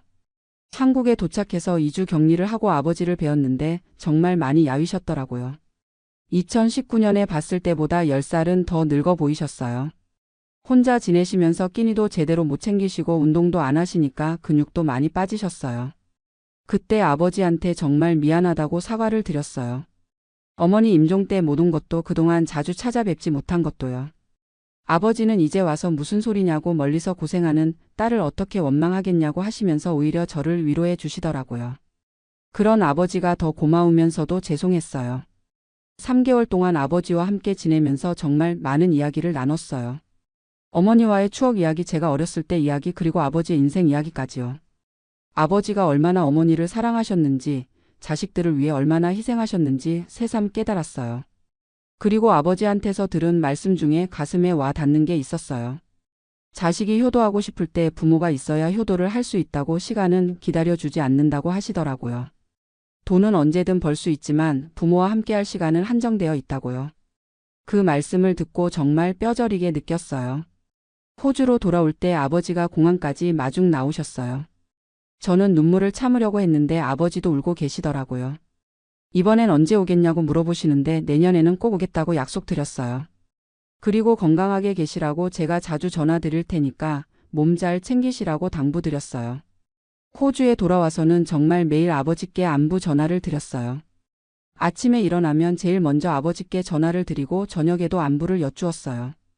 아버지도 제 전화를 기다리신다고 하시면서 많이 좋아하셨어요. 화상통화로 얼굴도 자주 보고 손자 손녀 이야기도 많이 들려드렸어요. 그런데 2022년 겨울에 아버지가 감기에 걸리셨어요. 처음에는 단순한 감기인 줄 알았는데 며칠 지나도 낫지 않으시더라고요. 작은 오빠가 병원에 모시고 갔더니 폐렴이라고 하더라고요. 나이가 많으시니까 폐렴도 쉽게 낫지 않는다고 했어요. 저는 그때 또 한국에 가려고 했어요. 하지만 아버지가 괜찮다고 곧 나을 거라고 하시면서 오지 말라고 하시더라고요. 코로나도 아직 끝나지 않았고 제가 격리하는 동안 병문안도 못할 텐데 굳이 올 필요 없다고 하셨어요. 그래서 망설이다가 결국 가지 않았어요. 2023년 1월 작은 오빠한테서 급한 전화가 왔어요. 아버지가 갑자기 쓰러지셔서 응급실에 계신다고요. 폐렴이 악화되면서 호흡 곤란이 왔다고 하더라고요. 저는 그때 정말 식은땀이 났어요. 어머니 때처럼 또 못 가는 건 아닌가 하는 생각이 들었거든요. 바로 비행기표를 예약했어요. 그런데 당장 출발할 수 있는 비행기가 없었어요. 다음 날 저녁에 출발해서 모레 오후에 도착하는 비행기밖에 없었거든요. 하루라도 빨리 가고 싶었는데 그럴 수 없어서 정말 속이 탔어요. 그날 밤에 아버지와 화상통화를 했어요. 병원에서 산소 마스크를 끼고 계셨는데도 제 걱정을 해주시더라고요. 괜찮으니까 천천히 오라고, 비행기 조심히 타라고 하시면서요. 그 모습을 보니까 눈물이 났어요. 이런 상황에서도 딸 걱정을 해주시는 아버지가 고마우면서도 안쓰러웠어요. 비행기에서 12시간 동안 정말 애가 탔어요. 아버지가 무사히 계실까, 제가 도착할 때까지 기다려 주실까 하는 걱정으로 잠도 못 잤어요. 어머니 때처럼 또 늦으면 어떡하나 하는 두려움이 계속 들었거든요. 인천공항에 도착해서 바로 작은 오빠한테 전화했어요. 다행히 아버지 상태가 조금 안정되었다고 하더라고요. 저는 그 말을 듣고 정말 안도했어요. 공항에서 바로 병원으로 달려갔어요. 병원에서 아버지를 뵈었을 때 정말 많이 약해져 계셨어요. 하지만 제가 온 걸 보시고 많이 기뻐하시더라고요. 손을 꼭 잡으시면서 고맙다고 멀리서 왔는데 고생했다고 하시는 거예요. 저는 그때 정말 다행이다 싶었어요. 이번에는 아버지 곁에 있을 수 있어서요. 2주 동안 병원에서 간병했어요. 아버지 상태가 조금씩 좋아지는 것 같았거든요. 의사 선생님도 나이에 비해 회복이 빠르다고 좀 더 지켜보자고 하셨어요. 저는 그 말을 듣고 희망을 가졌어요. 아버지가 회복되시면 더 오래 함께 있을 수 있을 거라고 생각했거든요. 하지만 어느 날 새벽에 아버지 상태가 급격히 나빠지셨어요. 갑자기 혈압이 떨어지고 의식이 흐려지셨어요. 의료진이 응급처치를 했지만 소용없었어요. 아버지는 그날 오전에 제 손을 잡고 돌아가셨어요. 아버지 임종을 지킬 수 있어서 정말 다행이었어요. 어머니 때는 마지막 순간에 함께하지 못해서 평생 후회했는데 아버지만큼은 곁에서 배웅할 수 있었거든요. 아버지가 마지막에 고맙다고 효녀라고 말씀해 주셨어요. 그 말씀을 들으면서 눈물이 났지만 그래도 마음이 조금은 편했어요. 아버지 장례식은 가족들이 힘을 합쳐서 정성껏 치렀어요. 어머니 산소 옆에 모셨는데 두 분이 다시 만나셨구나 하는 생각이 들었어요. 장례식에 참석하면서 정말 많은 생각이 들었어요. 이제 정말 부모님이 안 계시는구나, 이제 진짜 혼자구나 하는 생각이요. 한국에서 3개월 더 있다가 호주로 돌아왔어요. 집에 도착했을 때 정말 허전했어요. 더 이상 부모님께 안부 전화를 드릴 수도 없고 걱정해 주실 분도 안 계시니까요. 그제서야 부모님이 정말 돌아가셨구나 하는 실감이 났어요. 지금 돌이켜보면 정말 후회되는 게 많아요. 특히 어머니 임종 때 함께하지 못한 건 평생 가슴에 남을 것 같아요. 39년 동안 호주에 살면서 부모님을 자주 찾아뵙지 못한 것도 후회되고요. 물론 경제적인 도움은 드렸지만 그게 전부가 아니었는데 그걸 너무 늦게 깨달았어요. 부모님은 돈보다 자식과 함께 있는 시간을 더 원하셨던 것 같아요.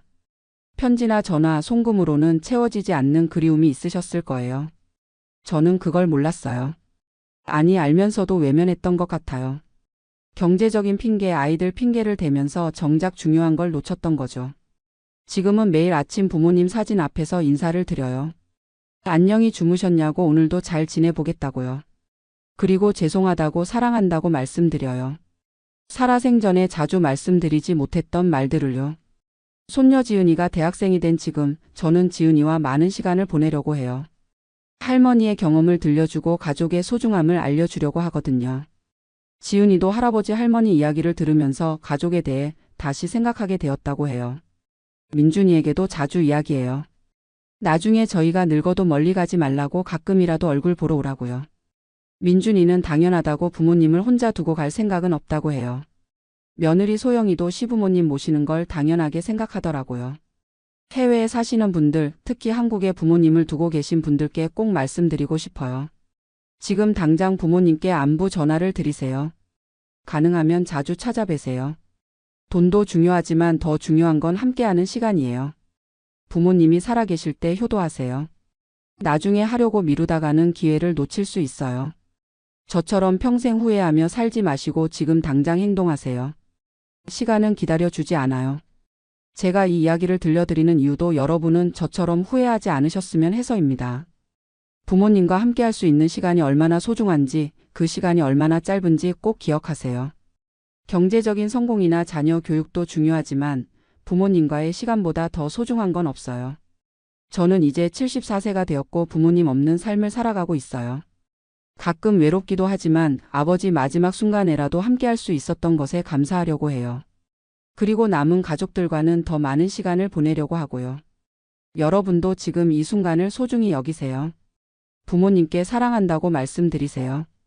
고맙다고, 죄송하다고도 말씀드리고요. 그리고 가능하면 자주 얼굴을 보여드리세요. 그게 진짜 효도이고 후회하지 않는 삶을 사는 방법이에요. 마지막으로 하늘에 계신 부모님께 말씀드리고 싶어요. 어머니, 아버지, 딸이 많이 부족했죠. 멀리서 살면서 자주 찾아뵙지 못해서 죄송해요. 그래도 저를 사랑해 주시고 믿어 주셔서 고마워요. 이제는 아프지 마시고 편히 쉬세요. 딸이 건강하게 잘 살고 있으니까 걱정하지 마세요. 제가 64세에 베트남 호치민으로 이주한 지 벌써 2년이 넘었습니다. 은퇴 후 새로운 인생을 시작하겠다는 마음으로 한국을 떠났는데 지금 생각해보면 정말 무모했던 결정이었다고 생각해요. 하지만 동시에 제 인생에서 가장 큰 깨달음을 준 2년이기도 했습니다. 저는 서울에서 30년간 중견기업에서 과장으로 일하다가 정년 퇴직했어요. 퇴직금으로 받은 8천만 원과 월 국민연금 85만 원이 전부였죠. 아내는 5년 전에 먼저 세상을 떠났고 아들은 캐나다로 이민을 가서 연락도 뜸한 상황이었습니다. 혼자 남은 삶이 너무 막막했어요. 매일 똑같은 일상의 반복, 늘어만 가는 의료비, 물가는 오르는데 연금은 그대로. 이런 생활을 언제까지 해야 하나 싶었죠.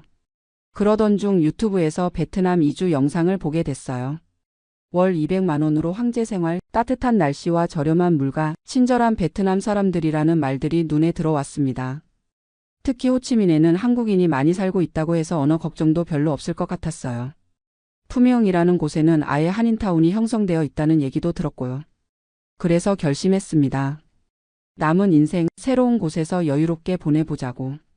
2022년 가을 저는 한국에 있던 집을 전세로 놓고 몇 개월치 생활비를 들고 호치민행 비행기에 올랐습니다. 떤선역 공항에 도착했을 때의 그 후끈한 열기는 지금도 기억나요. 10월인데도 30도가 넘는 기온, 습도 때문에 숨이 막힐 것 같았지만 새로운 시작에 대한 설렘이 더 컸죠. 공항에서 푸미흥까지 택시를 타고 가면서 본 호치민의 풍경은 정말 놀라웠어요. 끝없이 이어지는 오토바이 행렬, 길가에 늘어선 노점상들, 활기찬 거리의 모습이 마치 80년대 한국을 보는 것 같았습니다. 미리 구한 월세 아파트에 도착했을 때 제가 상상했던 것보다는 시설이 좀 낡았지만 그래도 나쁘지 않았어요. 한 달에 $500, 우리 돈으로 65만 원 정도였죠. 한국에서 반지하 월세보다 싸다고 생각했습니다. 첫 며칠은 정말 좋았어요. 아침에 일어나면 따뜻한 햇살, 근처 카페에서 마시는 베트남 커피도 향이 진했고 무엇보다 쌀국수 한 그릇이 5만 동, 우리 돈으로 3천 원도 안 했거든요. 이거면 정말 200만 원으로 여유롭게 살 수 있겠네. 그렇게 생각했습니다. 하지만 한 달이 지나면서부터 뭔가 이상했어요. 생각보다 돈이 많이 나가는 거예요. 일단 전기세가 장난이 아니었습니다. 에어컨 없이는 도저히 잘 수가 없는데 하루 종일 틀어놓으니까 한 달에 전기세만 15만 원이 나왔어요. 한국에서 겨울 난방비보다 비쌌죠. 그리고 물가도 생각보다 높았습니다. 길거리 쌀국수는 싸지만 한인타운 근처 식당에 가면 한 끼에 2만 원은 기본이었어요. 마트에서 한국 식품을 사려고 하면 한국보다 2배는 비쌌고요. 하지만 진짜 놀란 건 따로 있었습니다. 한국에서 올 때 한국인끼리는 서로 도와가며 산다고 들었거든요. 그런데 막상 와보니까 한국인 사회가 생각보다 복잡했어요. 품위응에 한국인이 많다고는 하지만 다들 자기만의 그룹이 있더라고요. 대기업 주재원들, 사업하는 사람들, 저처럼 은퇴해서 온 사람들, 각자 계층이 나뉘어 있었습니다. 저는 은퇴자 모임에 나가봤는데 거기서도 또 서열이 있었어요. 공무원 연금 받는 사람, 대기업 퇴직금 많이 받은 사람, 자영업했던 사람, 보이지 않는 서열이 엄연히 존재했죠. 어떤 분은 한 달에 300만 원씩 쓰면서 사시더라고요. 골프 치고 고급 한식당에서 식사하고 베트남 여행도 다니면서요. 그런 분들 옆에 있으면 제가 초라해 보였어요. 월 85만 원 연금으로 어떻게 그렇게 살 수 있겠어요. 그래서 현지인들과 어울려 보려고 했는데 이것도 쉽지 않았습니다. 한국에서 베트남 사람들이 한국을 정말 좋아한다고 들었거든요. 한류 때문에 젊은 사람들이 한국에 관심이 많다고요. 실제로 젊은 사람들은 한국 드라마나 케이팝을 정말 좋아했어요. 하지만 제 또래 베트남 사람들의 반응은 좀 달랐습니다. 어느 날 동네 카페에서 베트남 할아버지 한 분과 이야기할 기회가 있었는데 그분이 저에게 이런 말씀을 하시더라고요. 한국 사람들 돈은 많이 가져왔지만 우리를 무시하는 사람들이 있어요. 그 말이 가슴에 꽂혔어요. 저는 그런 적이 없다고 생각했는데 정말 그럴까요? 돌이켜보니 저도 모르게 그런 태도를 보였던 것 같아요. 마트에서 물건값을 깎으려고 하거나 택시 요금이 비싸다고 불평하거나 한국에서는 이렇게 안 한다는 식으로 말한 적이 있었거든요. 그때 깨달았습니다. 제가 베트남을 돈 적게 들고 편하게 살 수 있는 곳 정도로만 생각했구나. 베트남 사람들도 자존심이 있고 자기만의 문화가 있는데 저는 그걸 존중하지 않았던 거예요. 6개월쯤 지났을 때 가장 큰 충격을 받은 일이 있었습니다. 근처에 사는 한국인 아주머니 한 분이 저에게 이런 말을 하셨어요. 아저씨, 베트남에서는 조심해야 해요. 현지인들이 한국인 보면 돈 있다고 생각해서 바가지 씌우려고 하거든요. 절대 현지 가격으로 사면 안 돼요. 그런데 며칠 후 제가 자주 가는 쌀국수집 아주머니가 저에게 말했어요. 아저씨는 다른 한국 손님들과 달라요. 인사도 잘하고 베트남어도 배우려고 하고 우리를 사람 취급해 주네요. 그 말을 듣고 충격받았습니다. 사람 취급이라는 표현이 무슨 의미인지 알겠더라고요. 일부 한국인들이 베트남 사람들을 대하는 태도가 문제였던 거예요. 우리가 돈 주고 사는 고객이니까 당연히 잘해줘야 한다. 이런 식의 생각 말이에요. 저도 그런 적이 있었던 것 같아서 부끄러웠어요. 그 이후로 제 생각이 많이 바뀌었습니다. 베트남어를 배우기 시작했어요. 간단한 인사말부터 감사하다는 말, 미안하다는 말을 베트남어로 하려고 노력했죠. 그러니까 현지 사람들의 태도도 달라지더라고요. 쌀국수 집에서는 공짜로 반찬을 더 주기도 하고 마트 직원들도 친절하게 대해줬어요. 무엇보다 제가 베트남에 대해 잘못 알고 있던 게 많다는 걸 깨달았습니다. 베트남이 가난한 나라라고 생각했는데 호치민은 정말 빠르게 발전하고 있었어요. 고층 빌딩들이 계속 올라가고 젊은 사람들은 스마트폰으로 결제도 하고 배달 앱도 우리보다 더 발달해 있었죠. 그리고 베트남 사람들이 게으르다는 편견도 있었는데 실제로는 정말 부지런했어요. 새벽부터 밤늦게까지 일하는 사람들이 많았고 특히 젊은 세대들은 정말 열심히 살고 있었습니다. 1년쯤 지나서 가장 놀란 일이 있었어요. 제가 자주 가는 쌀국수 집 아들이 대학생인데 한국어를 독학으로 배우고 있다고 하더라고요. 나중에 한국 회사에 취업하고 싶다면서요. 그 친구가 저에게 한국어를 가르쳐 달라고 부탁했어요. 대신 저에게 베트남어를 가르쳐 주겠다고 했죠. 그때부터 일주일에 2번씩 만나서 언어 교환을 했습니다.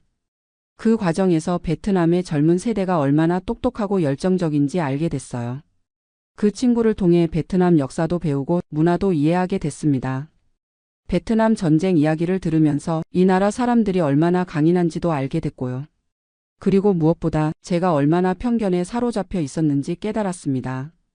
한국에서 베트남은 가난하고 뒤처진 나라라고 생각했는데 실제로는 정말 빠르게 발전하고 있는 역동적인 나라였어요. 물론 아직 불편한 점들도 많아요. 교통이 혼잡하고 인프라가 부족한 부분도 있고 가끔 정전도 되고요.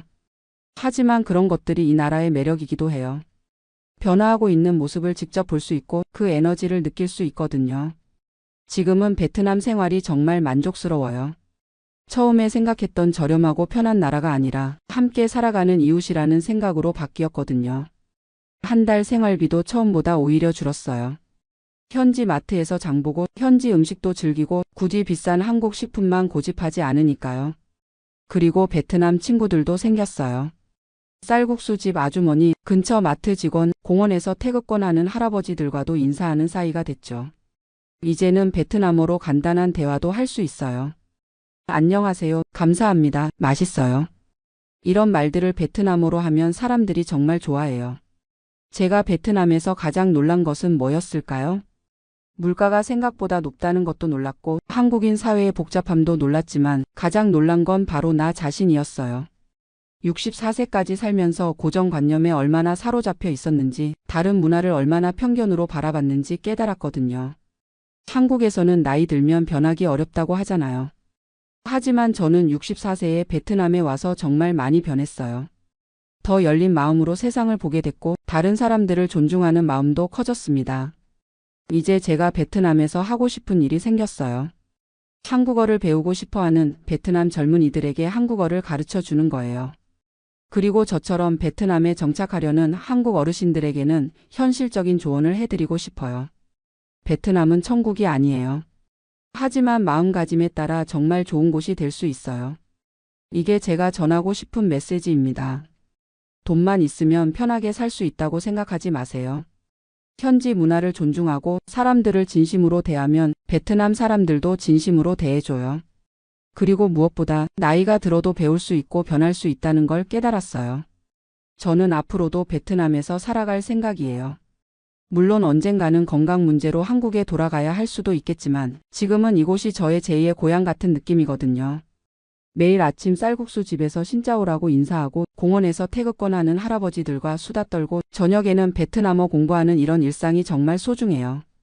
한국에 계신 또래 분들께 하고 싶은 말이 있어요. 은퇴 후에도 새로운 도전을 두려워하지 마세요. 물론 신중하게 준비해야겠지만 새로운 환경에서 새로운 자신을 발견할 수 있어요. 그리고 다른 문화를 경험하는 건 정말 소중한 일이에요. 제가 베트남에 와서 가장 크게 깨달은 건 세상이 얼마나 넓고 다양한지 그리고 그 안에서 우리가 얼마나 작은 존재인지였거든요. 겸손함을 배웠다고 할까요? 처음에는 한국에서 온 선진국 사람이라는 우월감이 있었어요. 하지만 지금은 베트남에서 배우는 외국인이라는 마음가짐으로 살고 있습니다. 그러니까 훨씬 더 행복해졌어요. 매일이 새로운 발견이고 매일이 새로운 배움이거든요. 제가 64세에 베트남에 와서 가장 놀란 것은 결국 나 자신도 아직 변할 수 있다는 사실이었습니다.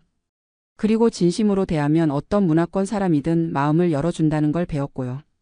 이제 저는 한국과 베트남을 잇는 다리 역할을 하고 싶어요. 두 나라 사람들이 서로를 더 잘 이해할 수 있도록 제가 경험한 것들을 나누고 싶습니다. 나이 들어서도 꿈을 가질 수 있고 새로운 인생을 시작할 수 있다는 걸 베트남이 저에게 가르쳐준 가장 큰 선물이에요. 안녕하세요. 저는 올해 70세가 된 박정수라고 합니다. 미국에 온 지 벌써 40년이 넘었네요. 지금은 매달 소셜 시큐리티로 $1950를 받으며 혼자 살고 있습니다. 많은 분들이 궁금해 하시는 것 같아요. 미국에서 소셜 시큐리티만으로 어떻게 사는지, 실제로 얼마나 드는지, 어떤 것들이 힘든지 말이죠. 오늘은 제 솔직한 이야기를 들려드리려고 합니다. 화려하지도 않고 특별하지도 않은 그냥 평범한 한 노인의 미국 생활 이야기입니다. 매일 아침 6시에 일어납니다. 습관이란 게 참 무서운 것 같아요.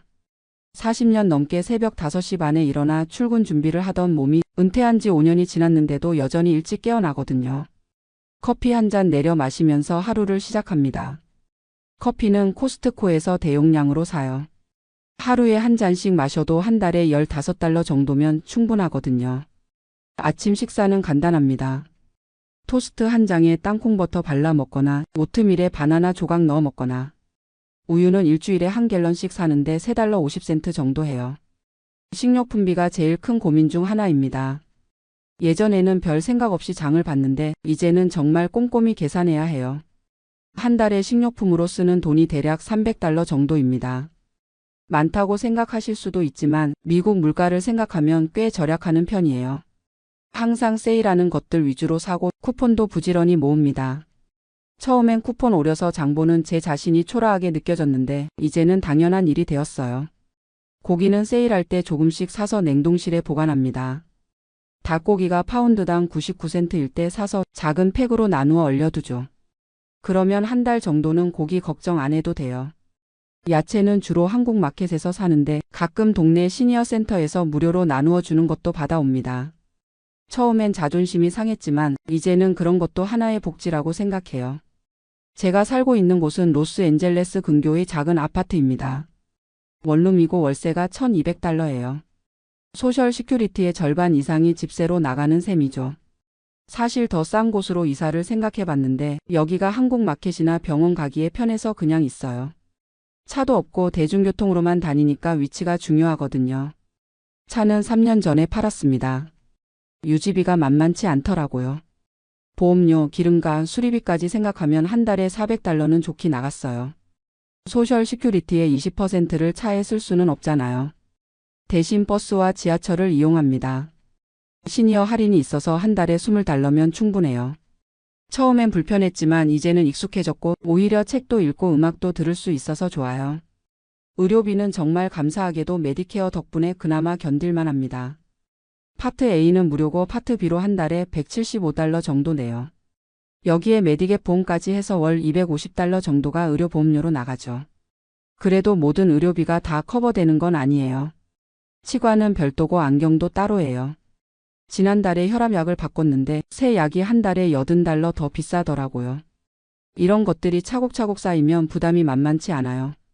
그래서 항상 제네릭 약품을 쓰려고 하고 정말 필요한 검사가 아니면 미루기도 해요. 옷은 거의 사지 않습니다. 구질이나 세일베이션 아미에서 가끔 필요한 것만 사요. 셔츠 하나에 $5, 바지 하나에 $8 정도면 상태 좋은 걸 살 수 있어요. 새 옷 살 돈으로 일주일치 식료품을 사는 게 더 현실적이거든요. 전기요금은 여름이 제일 무서워요. 에어컨을 틀면 한 달에 $200도 나올 수 있거든요. 그래서 낮에는 도서관이나 쇼핑몰에서 시간을 보내요. 어차피 집에 혼자 있어도 할 일이 별로 없으니까요. 겨울에는 난방비 때문에 고민이에요. 히터를 최대한 아껴 쓰려고 하는데 그러다 보니 감기 걸릴까봐 걱정되기도 하고요. 이불 2장 덮고 자는 게 일상이 됐어요. 휴대폰 요금은 한 달에 $30짜리 최저가 플랜을 써요. 인터넷은 집에서 월 $50, 케이블은 끊었습니다. 요즘은 유튜브나 넷플릭스만 봐도 충분하더라고요. 외식은 정말 특별한 날에만 해요. 한 달에 한 번 정도 한국 식당에서 $20짜리 정식을 먹는 게 전부예요. 그것도 쿠폰이 있을 때나 할인 시간대에 가죠. 사실 이런 생활이 처음엔 정말 힘들었어요.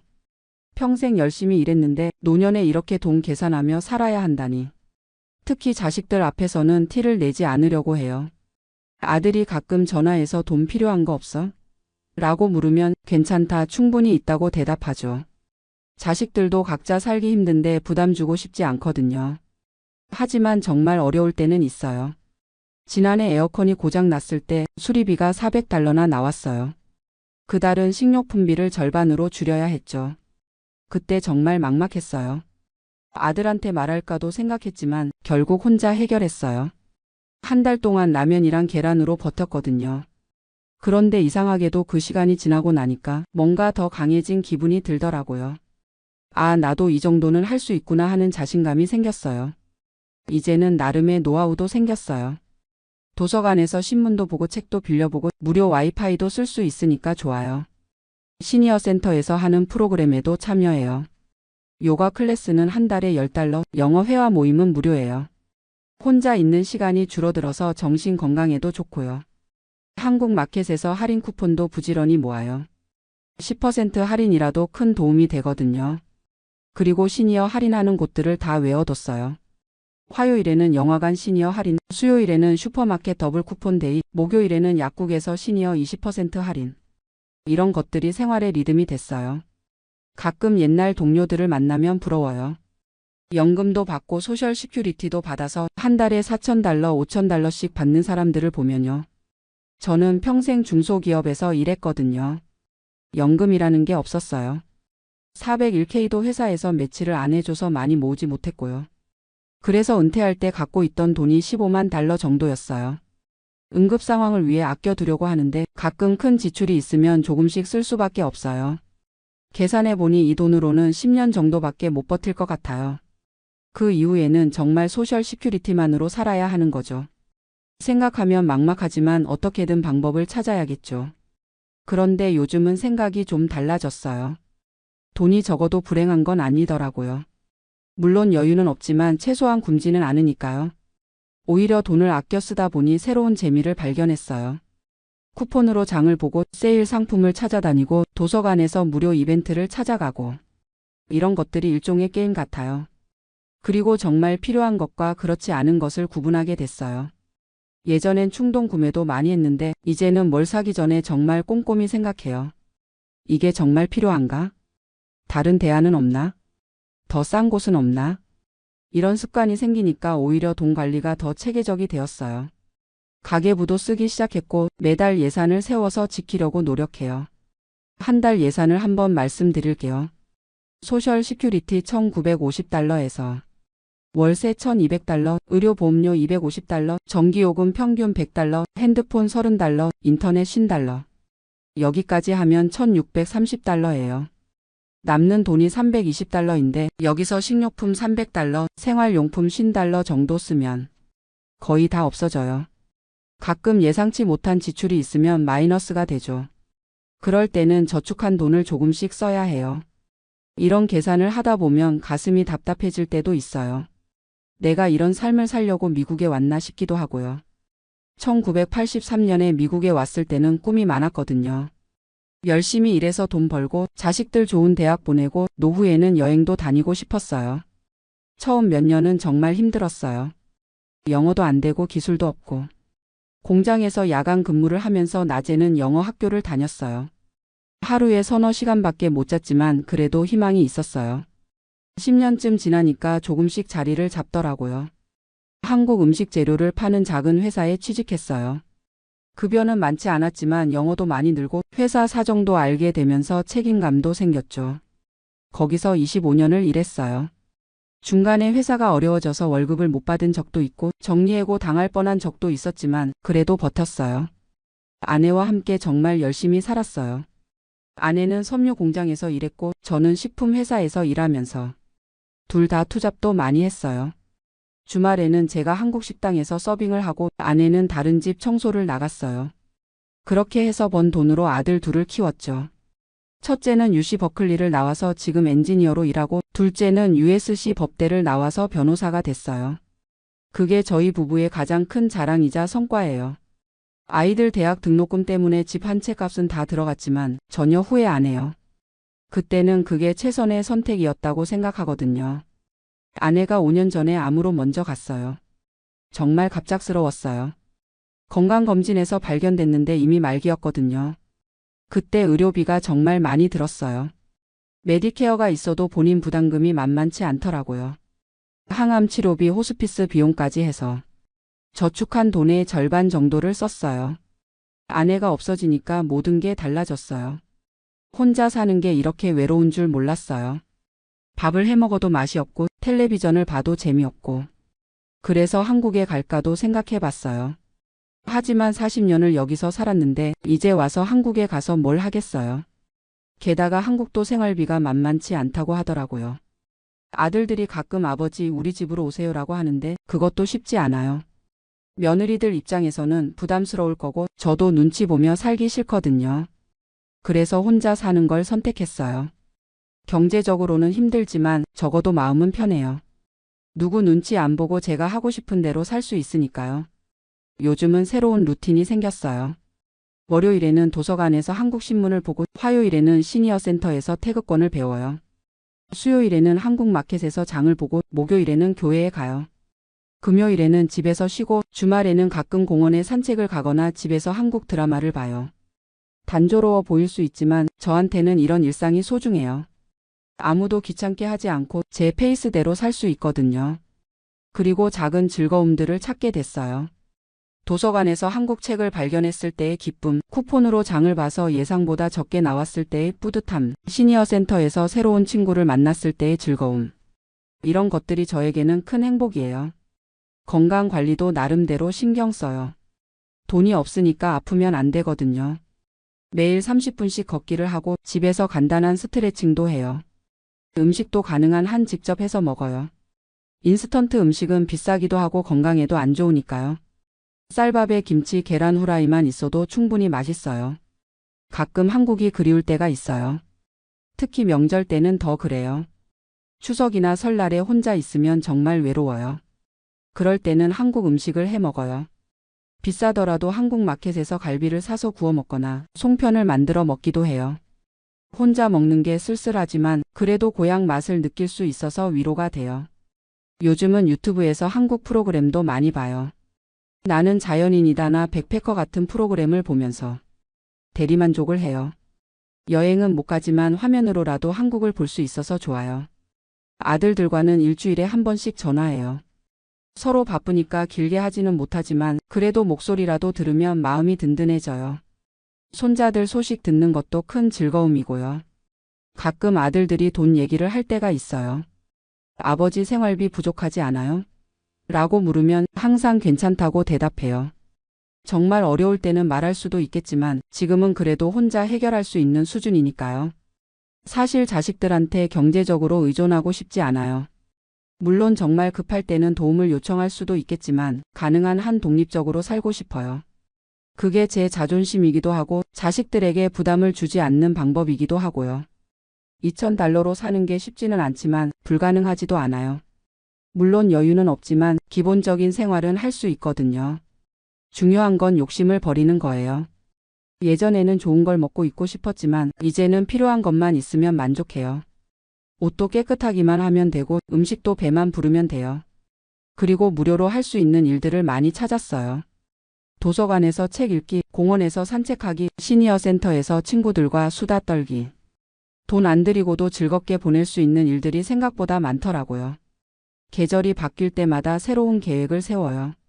여름에는 에어컨비 절약하기, 겨울에는 난방비 아끼기, 봄에는 공원에서 시간 많이 보내기. 이런 작은 목표들이 생활의 리듬을 만들어줘요. 혹시 저와 비슷한 상황에 계신 분들이 있다면 너무 절망하지 마세요. 물론 쉽지 않지만 방법은 있어요. 가장 중요한 건 정확한 가계부를 쓰는 거예요. 어디에 돈이 들어가는지 알아야 어디서 절약할 수 있는지도 알 수 있거든요. 그리고 시니어 할인을 최대한 활용하세요. 대부분의 상점에서 시니어 할인을 하는데 부끄러워하지 말고 당당하게 요청하세요. 그게 우리한테 주어진 혜택이니까요. 도서관이나 시니어 센터 같은 공공시설도 적극 활용하세요. 혼자 있으면 외롭기도 하고 우울해질 수 있는데 사람들과 어울리면 정신 건강에 도움이 돼요. 무엇보다 건강 관리를 잘하세요. 아프면 의료비도 많이 들고 정신적으로도 힘들어져요. 매일 조금씩이라도 운동하고 규칙적으로 생활하는 게 중요해요. 저도 처음엔 이런 생활이 참 서글펐어요. 평생 열심히 일했는데 노년에 이렇게 쪼들려 살아야 한다니. 하지만 이제는 받아들였어요. 그리고 이런 상황에서도 나름대로 행복을 찾을 수 있다는 걸 깨달았어요. 돈이 많으면 좋겠지만 적다고 해서 인생이 끝나는 건 아니잖아요. 오히려 정말 소중한 게 뭔지 알게 됐어요. 건강하게 하루하루 살아가는 것, 자식들이 잘 지내는 것, 따뜻한 잠자리가 있는 것, 하루 세끼 배불리 먹을 수 있는 것. 이런 기본적인 것들이 얼마나 소중한지 몰랐거든요. 예전에는 더 많이 더 좋은 것을 원했다면 이제는 지금 있는 것에 감사하기를 배웠어요. 매일 아침 일어나서 오늘도 건강하게 깨어났구나 하고 감사해요. 가끔 젊은 시절을 생각해보면 그때는 미래에 대한 걱정이 많았어요. 아이들 교육비는 어떻게 마련하지? 집은 언제 살 수 있을까? 노후 준비는 충분히 했나? 하지만 지금은 그런 걱정들이 없어요. 이미 다 지나간 일이니까요. 아이들은 다 컸고 집도 팔아서 노후 자금으로 썼고 지금이 바로 그 노후거든요. 물론 미래에 대한 걱정이 아예 없는 건 아니에요. 만약에 큰 병에 걸리면 어떻게 하지? 치매에 걸리면 누가 돌봐줄까? 저축한 돈이 떨어지면 어떻게 살지? 이런 걱정들은 여전히 있어요. 하지만 그런 걱정들도 지금 당장 해결할 수 있는 일이 아니니까 너무 깊이 생각하지 않으려고 해요. 오늘 하루를 잘 사는 게 더 중요하다고 생각해요. 요즘 제 하루 일과를 다시 한번 말씀드릴게요. 아침 6시에 일어나서 커피 한 잔 마시고 간단히 아침 먹고 8시쯤 되면 30분 정도 동네를 산책해요. 이때 신선한 공기도 마시고 이웃들과 인사도 나눠요. 9시부터 11시까지는 집안일을 해요. 청소하고 빨래하고 정리정돈하고. 혼자 살다 보니 큰 청소는 필요 없지만 그래도 깔끔하게 유지하려고 노력해요.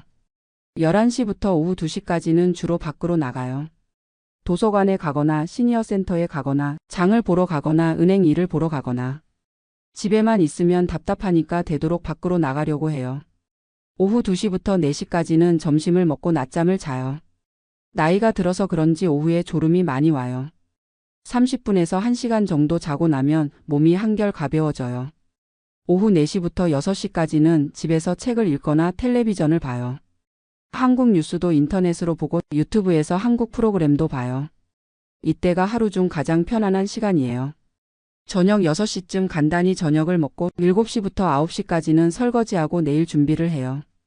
장볼 목록도 적고 일정도 확인하고 계획을 세워두면 마음이 더 안정돼요. 9시부터 11시까지는 휴식 시간이에요.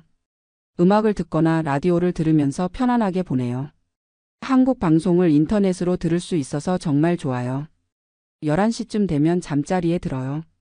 침대에 누워서 하루를 되돌아보고 내일 할 일을 생각하면서 잠들어요. 이런 일상이 단조로워 보일 수 있지만 저한테는 이 규칙적인 생활이 큰 힘이 돼요. 할 일이 있으니까 하루하루가 의미 있게 느껴지거든요. 특히 시니어 센터에서 만난 친구들이 큰 도움이 돼요. 저와 비슷한 상황에 있는 분들이 많거든요. 같이 수다도 떨고 정보도 나누고 가끔은 같이 장 보러 가기도 해요. 그분들과 이야기하다 보면 저만 힘든 게 아니구나 하는 생각이 들어요. 어떤 분은 소셜 시큐리티를 $1,500밖에 못 받아서 더 어렵게 사시거든요. 그런 분들 보면 제가 오히려 나은 편이라는 생각도 들어요. 서로 절약 노하우도 많이 나눠요. 어느 마트에서 언제 세일을 하는지, 어떤 쿠폰을 어디서 구할 수 있는지, 시니어 할인을 어디서 받을 수 있는지 이런 정보들이 실제 생활에 큰 도움이 돼요. 그리고 한 달에 한 번씩은 함께 한국 식당에 가요. 각자 돈을 내지만 혼자 먹는 것보다 훨씬 맛있어요. $20로 한 끼 먹는 건 부담스럽지만 한 달에 한 번 정도는 그래도 할만해요. 겨울이 다가오면서 또 다른 고민이 생겼어요. 난방비 문제인데요. 작년 겨울에는 한 달에 $150까지 나왔거든요. 올해는 좀 더 절약해야겠어요. 두꺼운 옷을 여러 벌 준비해뒀고 전기 담요도 하나 샀어요. 밤에는 히터 대신 전기 담요를 쓰면 전기요금을 좀 줄일 수 있을 것 같아요. 낮에는 가능한 한 집에 있지 말고 따뜻한 곳으로 나가려고 해요. 도서관이나 쇼핑몰은 무료로 난방을 해주니까요. 거기서 시간을 보내면 집 난방비도 아끼고 사람들도 만날 수 있어서 일석이조예요. 의료비 관리도 더 신경 써야 할 것 같아요. 나이가 들수록 병원 갈 일이 많아지는데 메디케어가 있어도 본인 부담금이 만만치 않거든요. 정기검진은 빠뜨리지 않고 받으려고 해요. 큰 병이 생기기 전에 미리 발견하는 게 장기적으로는 더 경제적이니까요. 혈압약이나 당뇨약도 꼬박꼬박 먹어야 하고요. 치과는 좀 고민이에요. 메디케어에서 치과 치료는 거의 안 해주거든요. 이가 아픈데 임플란트를 하려면 몇천 달러가 들어요. 그 돈이면 몇 달을 살 수 있으니까 망설여져요. 안경도 새로 맞춰야 하는데 한 개에 $300 정도 해요. 코스트코에서 더 싸게 할 수 있다고 하던데 다음에 알아봐야겠어요. 그래도 건강만큼은 타협하면 안 되죠. 아프면 그때 더 많은 돈이 들어갈 텐데 미리 관리하는 게 현명한 일이에요. 요즘은 한국에 대한 생각도 많이 해요.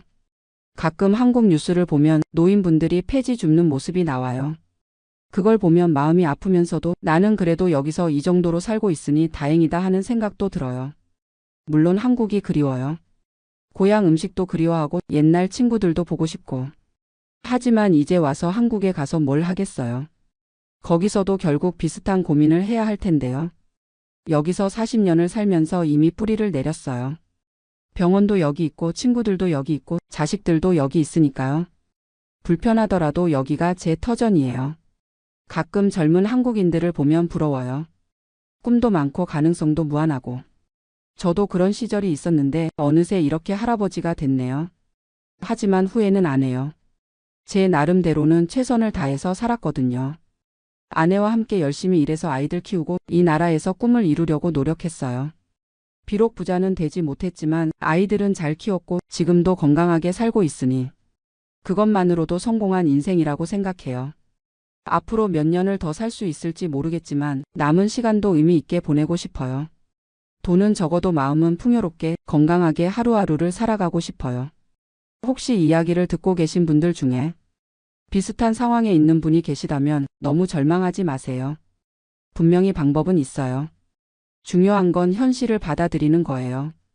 돈이 적으면 적은 대로 사는 방법을 찾으면 돼요. 욕심을 줄이고 감사할 줄 알고 작은 행복에도 만족할 줄 안다면 얼마든지 행복하게 살 수 있어요. 그리고 혼자가 아니라는 걸 기억하세요. 비슷한 상황의 사람들이 많아요. 서로 도우면서 살아가면 어려운 시기도 이겨낼 수 있어요. 마지막으로 건강만큼은 꼭 챙기세요. 돈을 아끼려다가 건강을 해치면 결국 더 큰 손해를 보게 돼요. 필요한 의료비는 아끼지 말고 평소에 운동하고 규칙적으로 생활하세요. 제 이야기가 누군가에게 도움이 됐으면 좋겠어요. 화려하지는 않지만 솔직한 이야기였습니다. 소셜 시큐리티 $2,000로 사는 일상, 생각보다 불가능한 일은 아니에요. 물론 쉽지는 않지만 지혜롭게 살면 충분히 할 수 있어요. 오늘도 감사한 마음으로 하루를 마무리하며 내일도 건강하게 맞이하고 싶습니다. 들어주셔서 감사합니다.